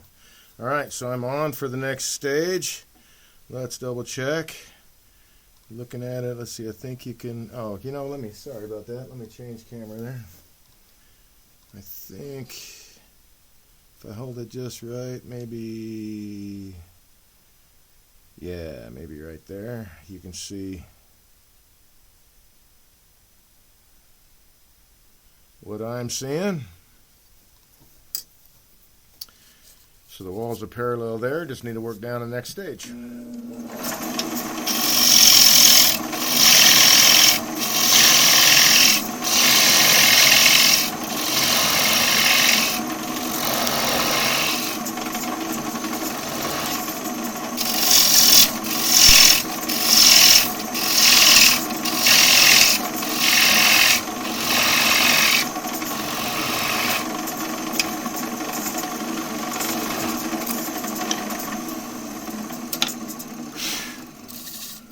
Again, there's bunches of ways to do this.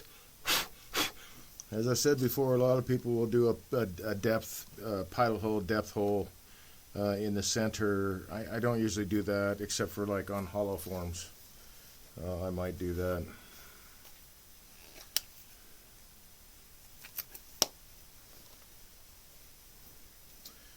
Is that deep enough? Yeah, I think so.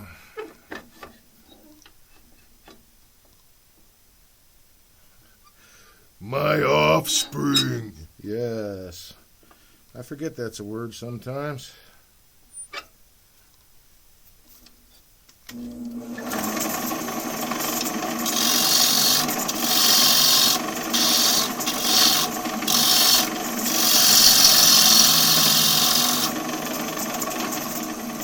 time to turn on the light for the inside of the bowl.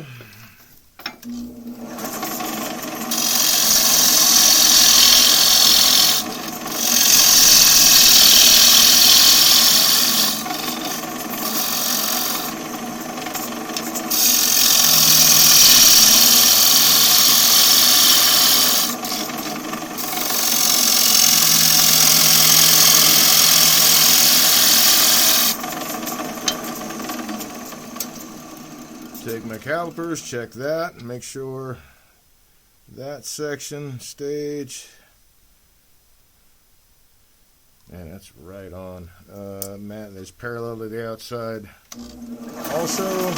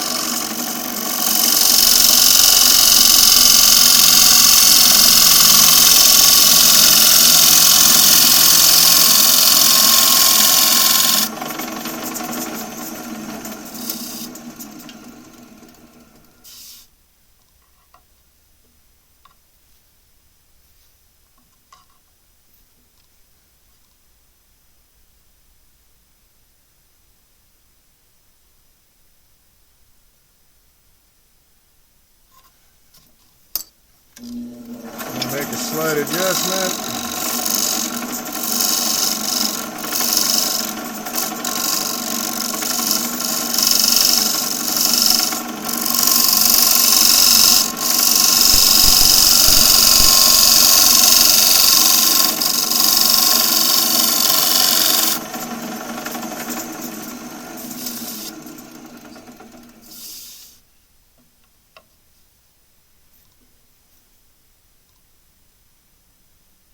Okay, there we are. Now we're parallel, so I just got to make not the finish cut yet. I still have some bark inclusion spots to fill in. Let's see, that one should be, yeah, I'll probably have the back side of that one. This one might be, that might be okay the way it is. I got the back side of that one, the back side of that one, or most of it anyway. So, let's see, let's just take it down a little bit more.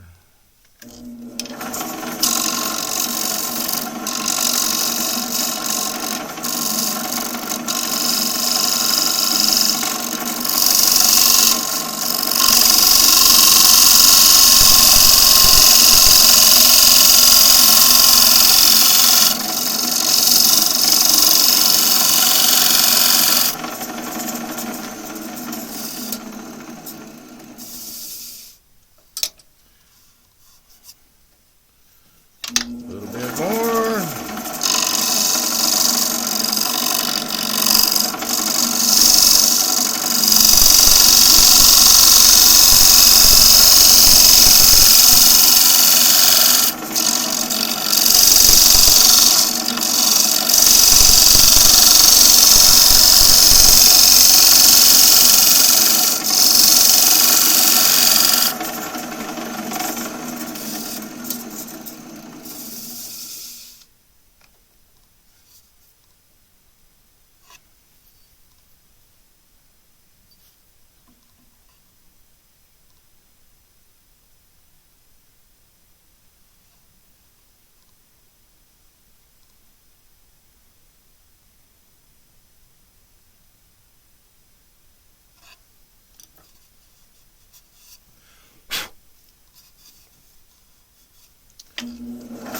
Another minor adjustment.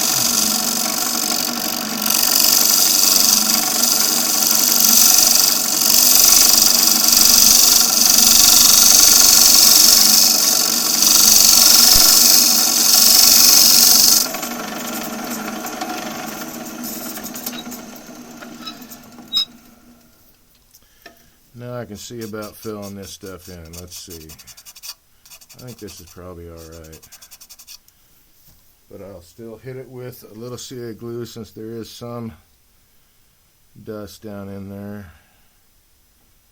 Let that soak in. There we go. What's this look like? Yeah, I better get that just in case. I don't need to fill it though. It is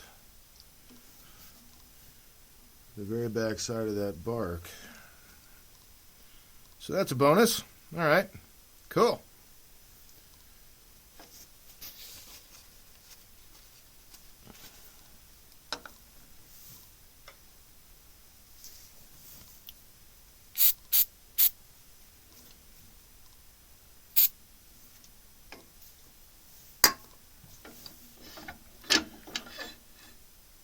And I can make the finish cut on that section here in a minute or two. Let's take a look at my tool here. I think I will get a sharper gouge.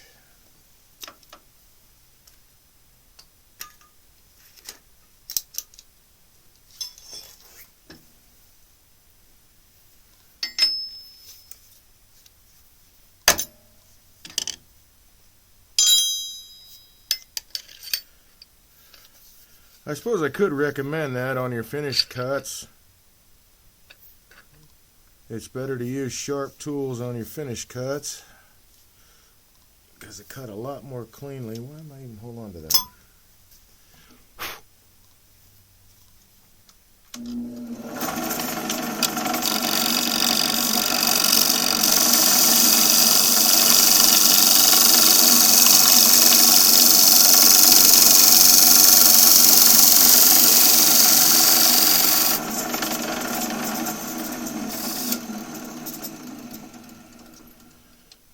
think that,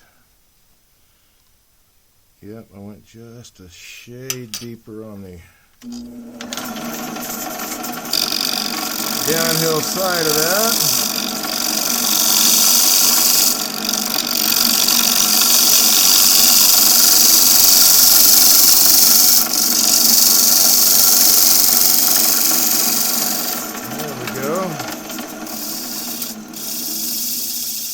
Take care of that. It's starting to go oval on me.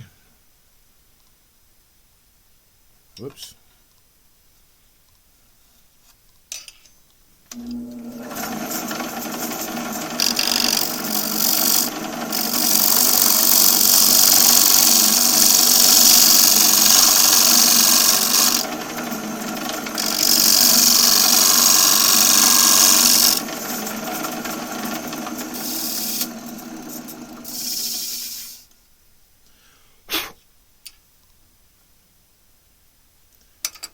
Somehow I'm still, there's still just a little bit left of that lip that I need to pick up here. And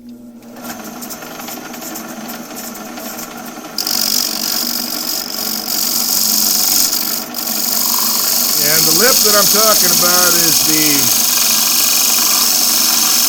where the two stages meet.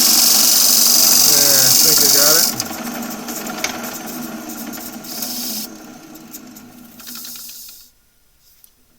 Yep.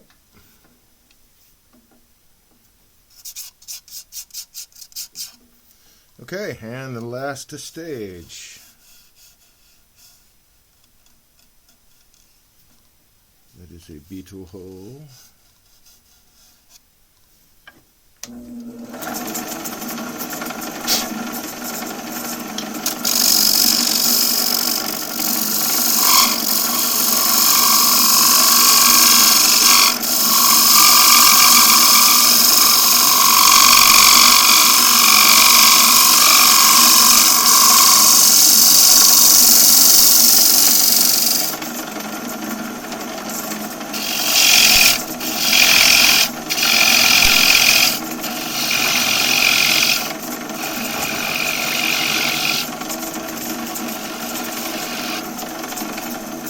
Okay, so I do want to pay attention to my depth. You see I'm starting to get flex on the bowl here. So I got a ways to go.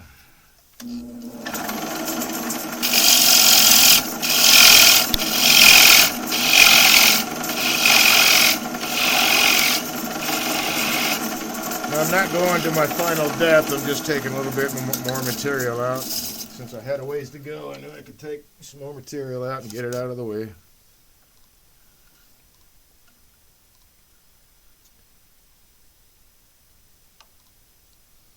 Yeah, still got some room to play with.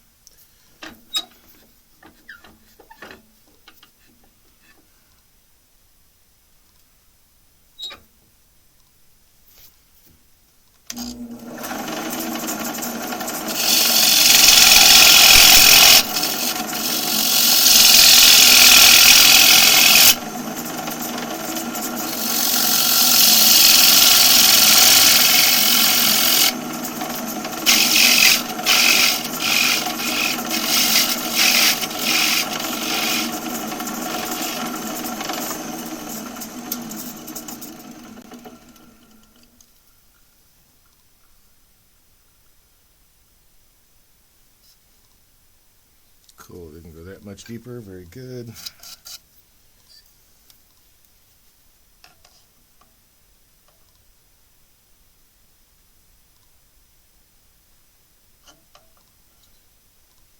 Walls are close to parallel. I need to make a minor adjustment here.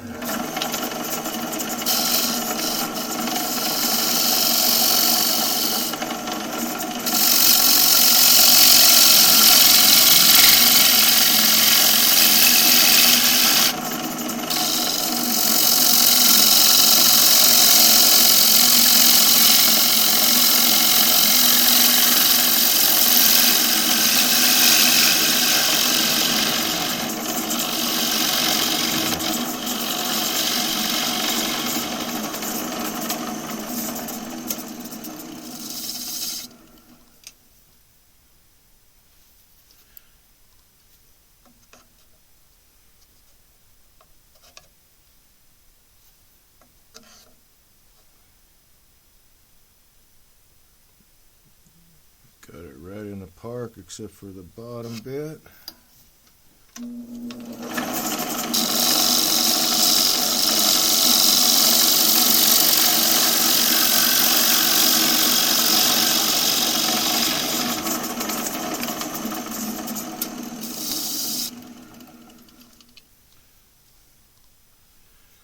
Be mindful of my depth.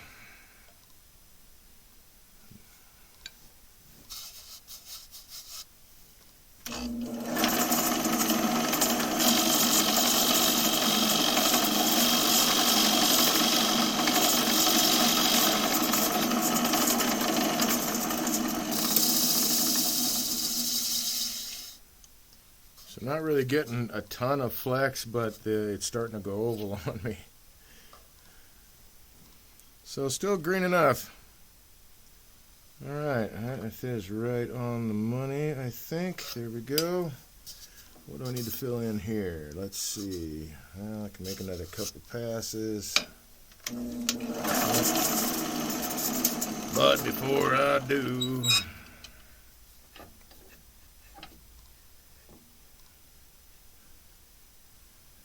get a little bit better position on the tool rest.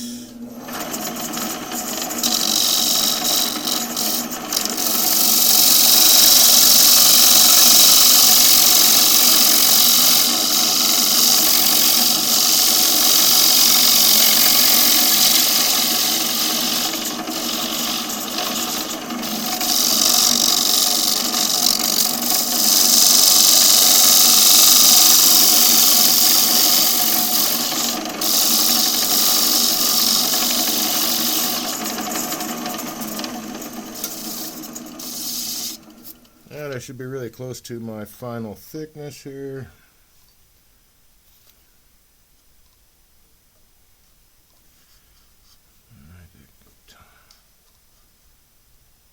Here's the lip.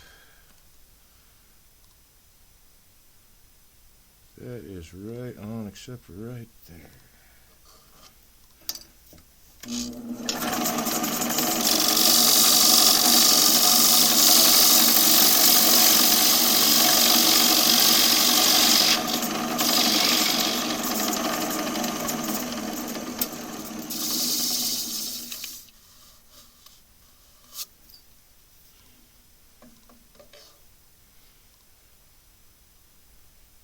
There we go.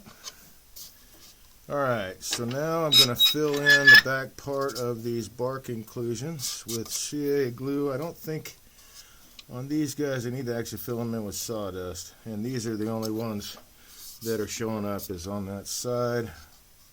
So I'll just kind of tap in some CA glue there.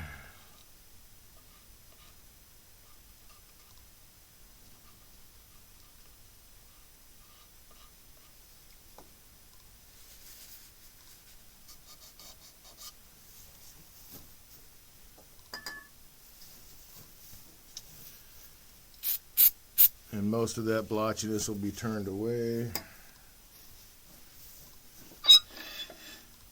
What's left will look more like bark, so that's cool. Okay.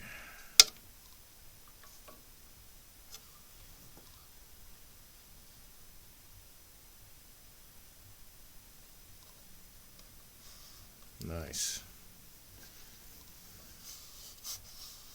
I like the way it feels too. It feels pretty smooth in there. Let's see. Alright, so now I'm going to make my finish cut on this stage.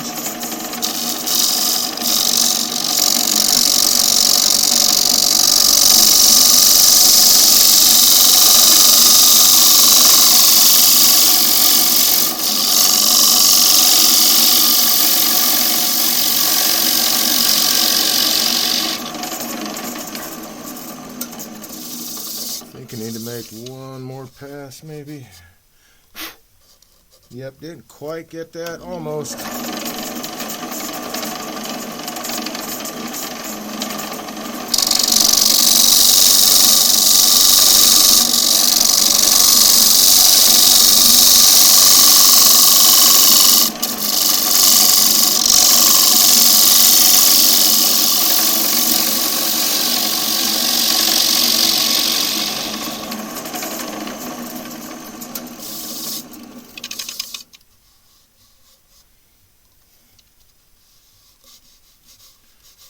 And then I'm just down to the bottom.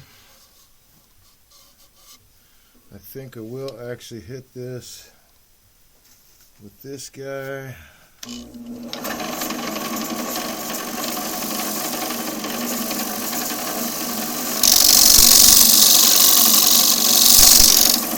Very, very lightly.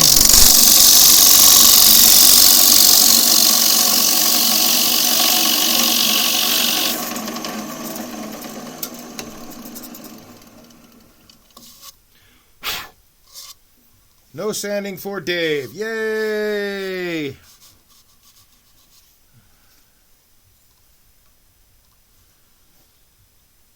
Okay, that is right at 5. I'm right at my finished depth. I think that is... Get away from that beetle track. Okay, so I can take just a little bit more out of the bottom.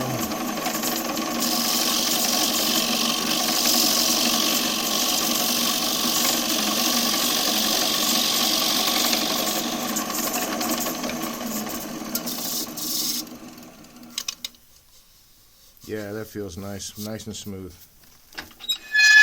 Let's see what she looks like. Oh no, the key got buried in shavings. Oh, wait, before I do, I'm going to hit that inner rim with a little bit of abrasive. Just to chamfer it while it's still fairly round.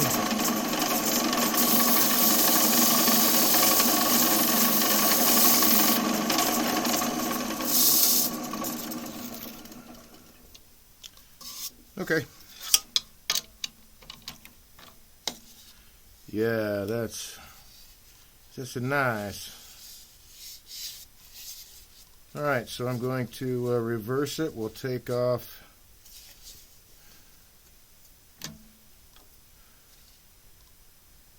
that little tenon. That's going to be my foot right there. That should be right at 5, right? Whoa, it's starting to twist too. Oh man, that is like right on. Very cool, very cool. Let's see, let's bring this guy back.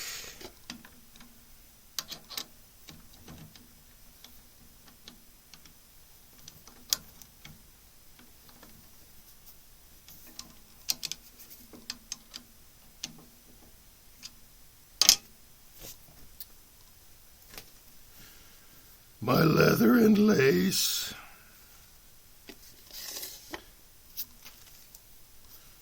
Okay, don't need that anymore. This can get put away. I'll need this, these. Oh, yep, I'll need that.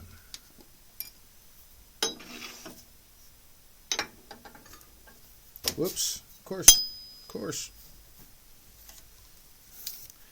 Hopefully this magnet can get it.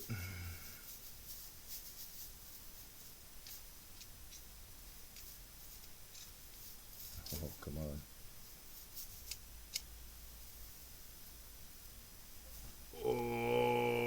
Okay, cool.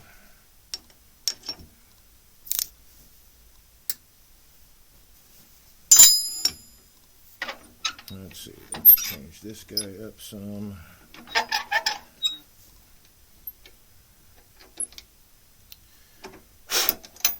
And I think I will lower this a bit.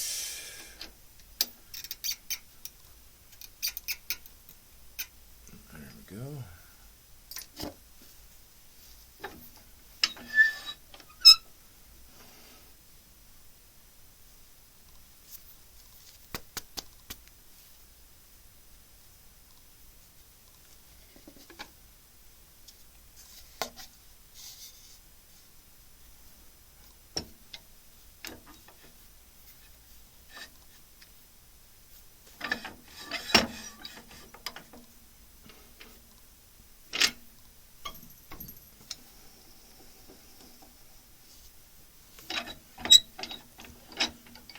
So once again, got to make sure it's running true.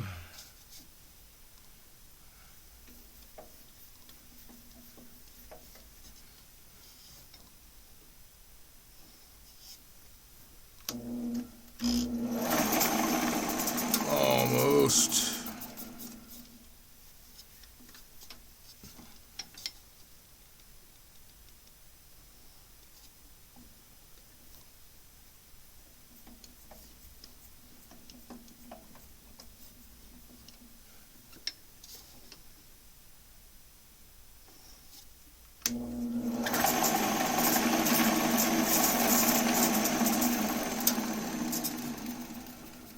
I think I can do just ever so slightly better with that.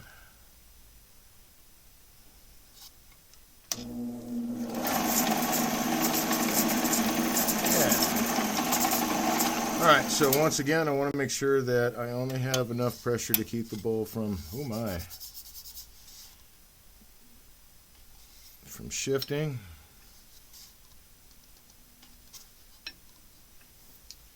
And I see I had some CA glue come out on this side.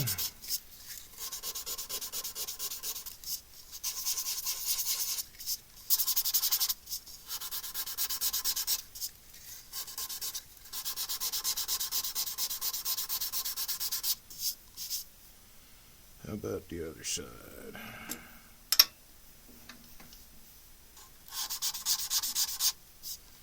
Not so much. All right, cool. I think it might be smart to just go ahead and hit that with the accelerator just a bit in case there's some still left in the timber that hadn't set up.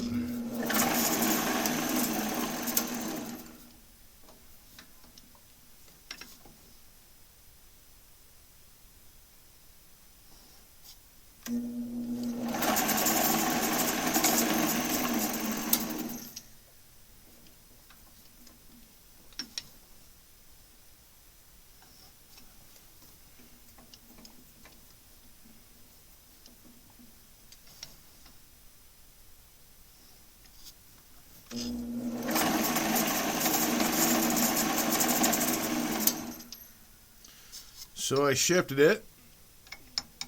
It wasn't secure enough, and so when I shifted it, it shifted it off center.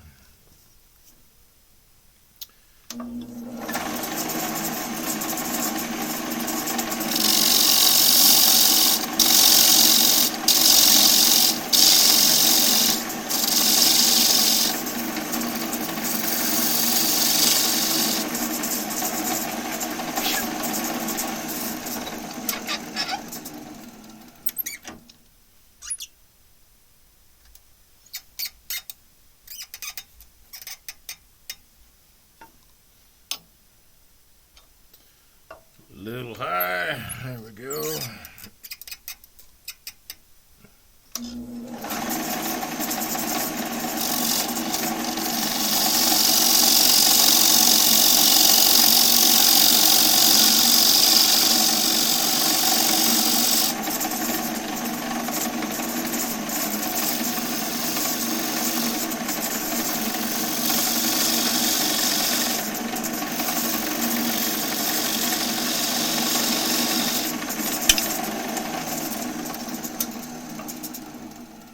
I believe I'm a little proud in the center there. Yep.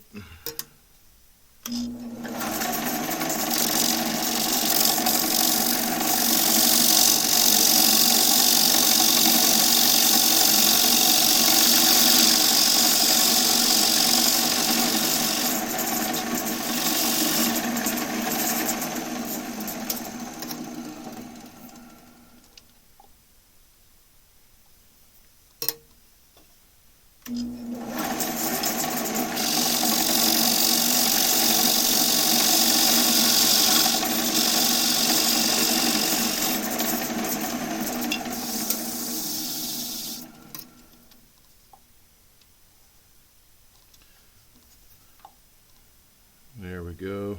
It doesn't have to be a huge concavity.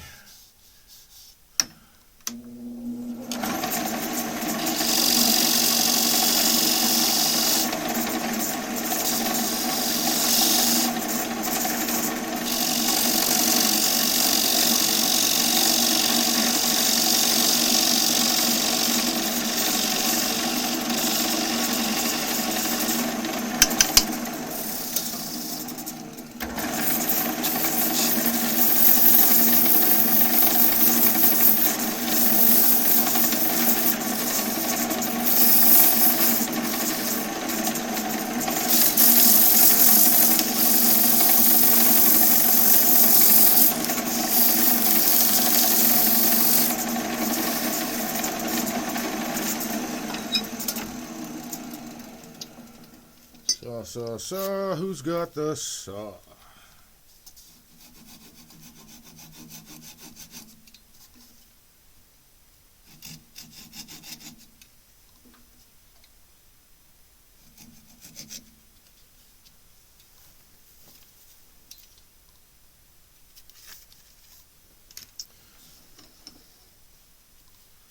Alrighty then.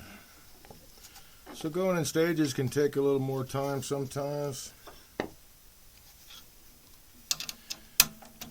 But the other way is kind of, you got to have practice of doing this in stages for a while before you kind of get the feel for eyeballing something like this.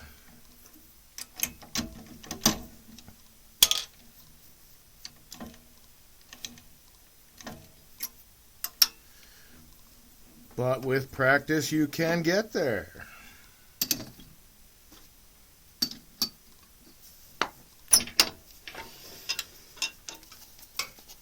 Okay, move that aside.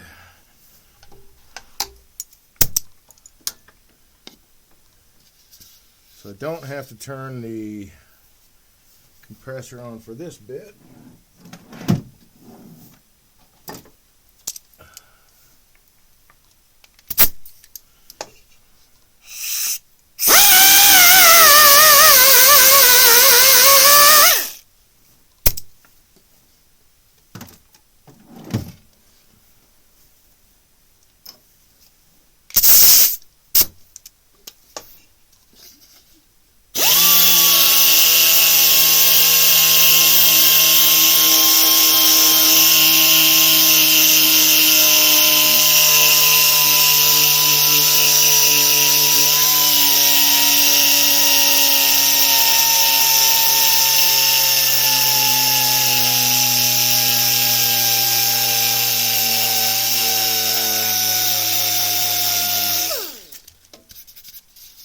And there is bowl number 2. It's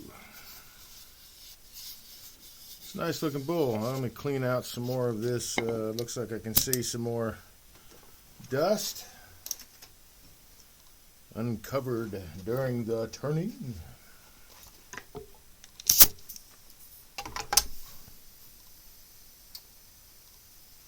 Oh, moved them over here, didn't I?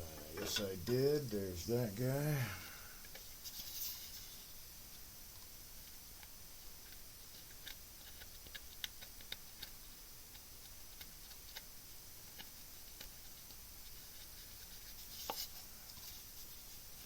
Ooh, wow, that one goes all the way through. Cool. That's kind of cool.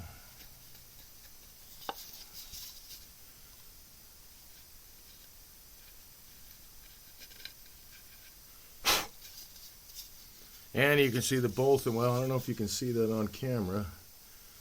You can see the bowl thickness through there is even through the rest of the, is the same as the rest of the bowl.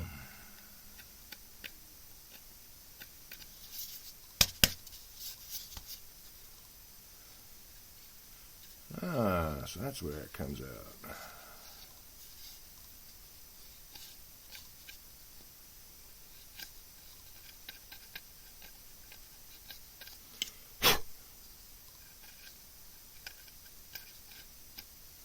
And that appears to be, yep.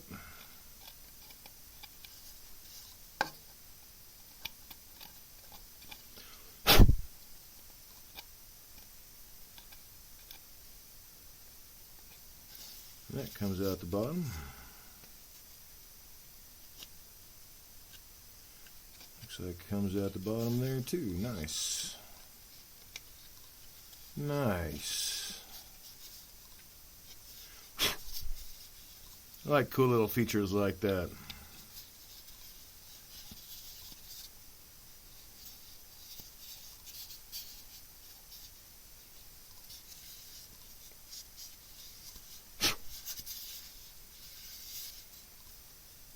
Let's see, that's cleaned out. That doesn't go very deep.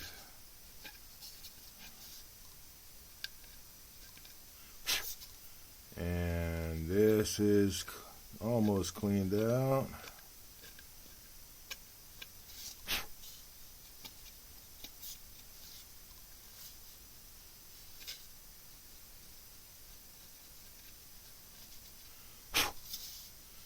cool. That one was done. So there's nothing else going all the way through. Let's clean this guy out. That was pretty dry. I guess that could have been the sawdust from sand in the bottom of the bowl there.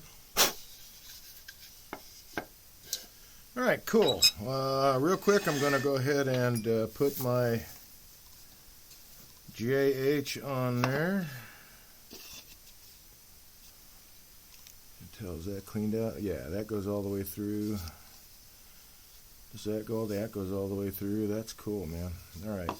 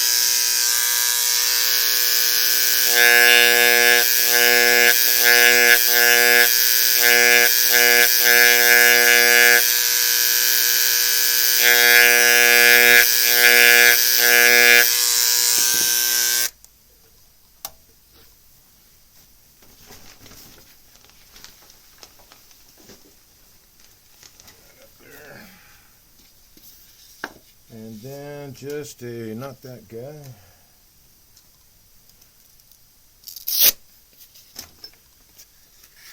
A little bit of 220 to get rid of the proud bits. Cool, so there's the first bowl, round bottom bowl. This is a nice looking cherry. I mean, it's kind of plain, but you know, having the beetle holes in it is kind of nice, and the bark inclusions too. That's bowl number 2. Ooh, look, there's more to clean out.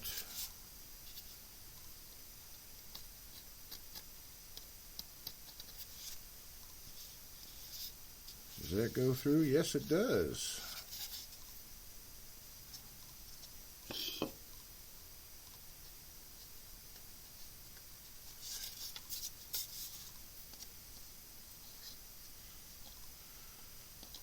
Partially cleaning this out just so that stuff isn't in there and I don't have to mess with it later. And it's wet. I want everything to dry out as quickly as possible and as evenly as possible. But also for the possibility that there might actually be a live larva in there.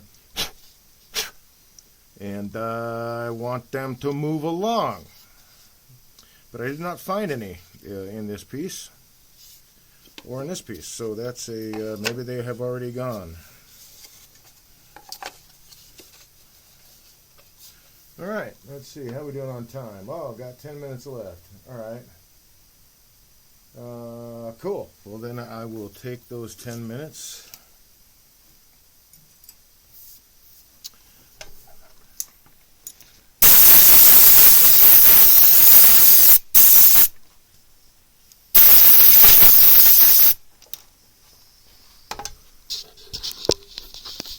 To chat with you a little bit. All right. Very, very cool. Again, my name is Dave. I'm a woodturner. I started this channel because I want to be a better woodturner myself, but I want to be a better teacher and a better demonstrator. I really enjoy teaching. It's a blast. So I do my best to explain everything as I go along, especially for the newer turners to hopefully get a boost in their journey, so to speak. Maybe speed up their exploration time. Wood turning is mostly finesse, but it takes a lot of practice to get there. Sharp tools, all that stuff. We've got to learn all the basics and practice. And so I like teaching different ways to approach things, but some of them are a little bit more in advance than others. But that doesn't mean that you can't give it a try. If you find perhaps you're not very good at it, you can go back to practicing your previous method and get better with that, and you will move into more advanced stuff the more you practice. I myself started turning as therapy for PTSD. It has been amazing therapy. It's a very calming process once you get some time under your belt. Some of these tools can be kind of intimidating, but once you learn the proper ways to do that, and which leads me to another point, don't just blindly follow anybody on YouTube or whatever. You can really get yourself hurt. There are some very well-known turners. I now have all of my replays for the shows on my YouTube channel. I also now have an active online website and store. Let me put that in here really quick. I had it earlier in chat, but let me go ahead and put it in here again.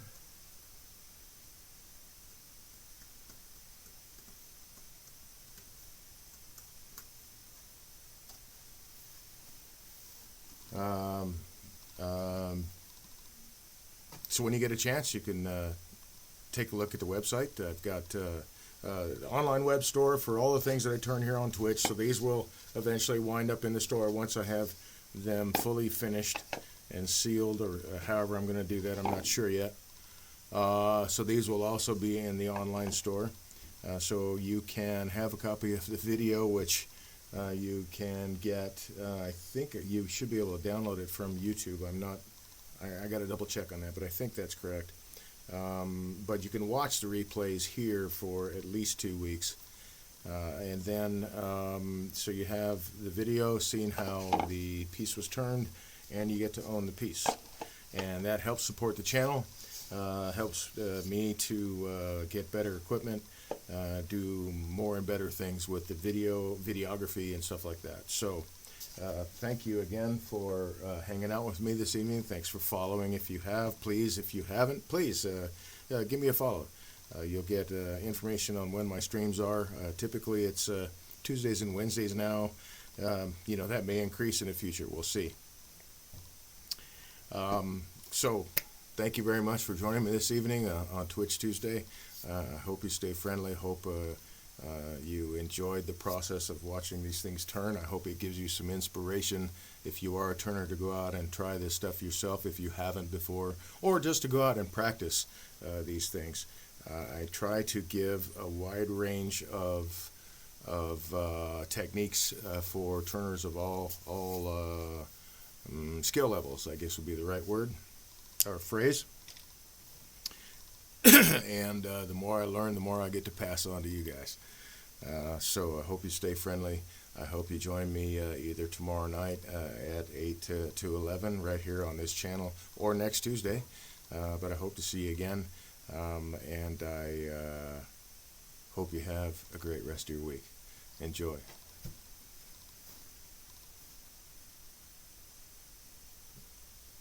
Hey, I see Ring Trick 50 says, thanks Dave, beautiful bowls. Have a good night. Thank you very much. I appreciate that. I hope you do as well.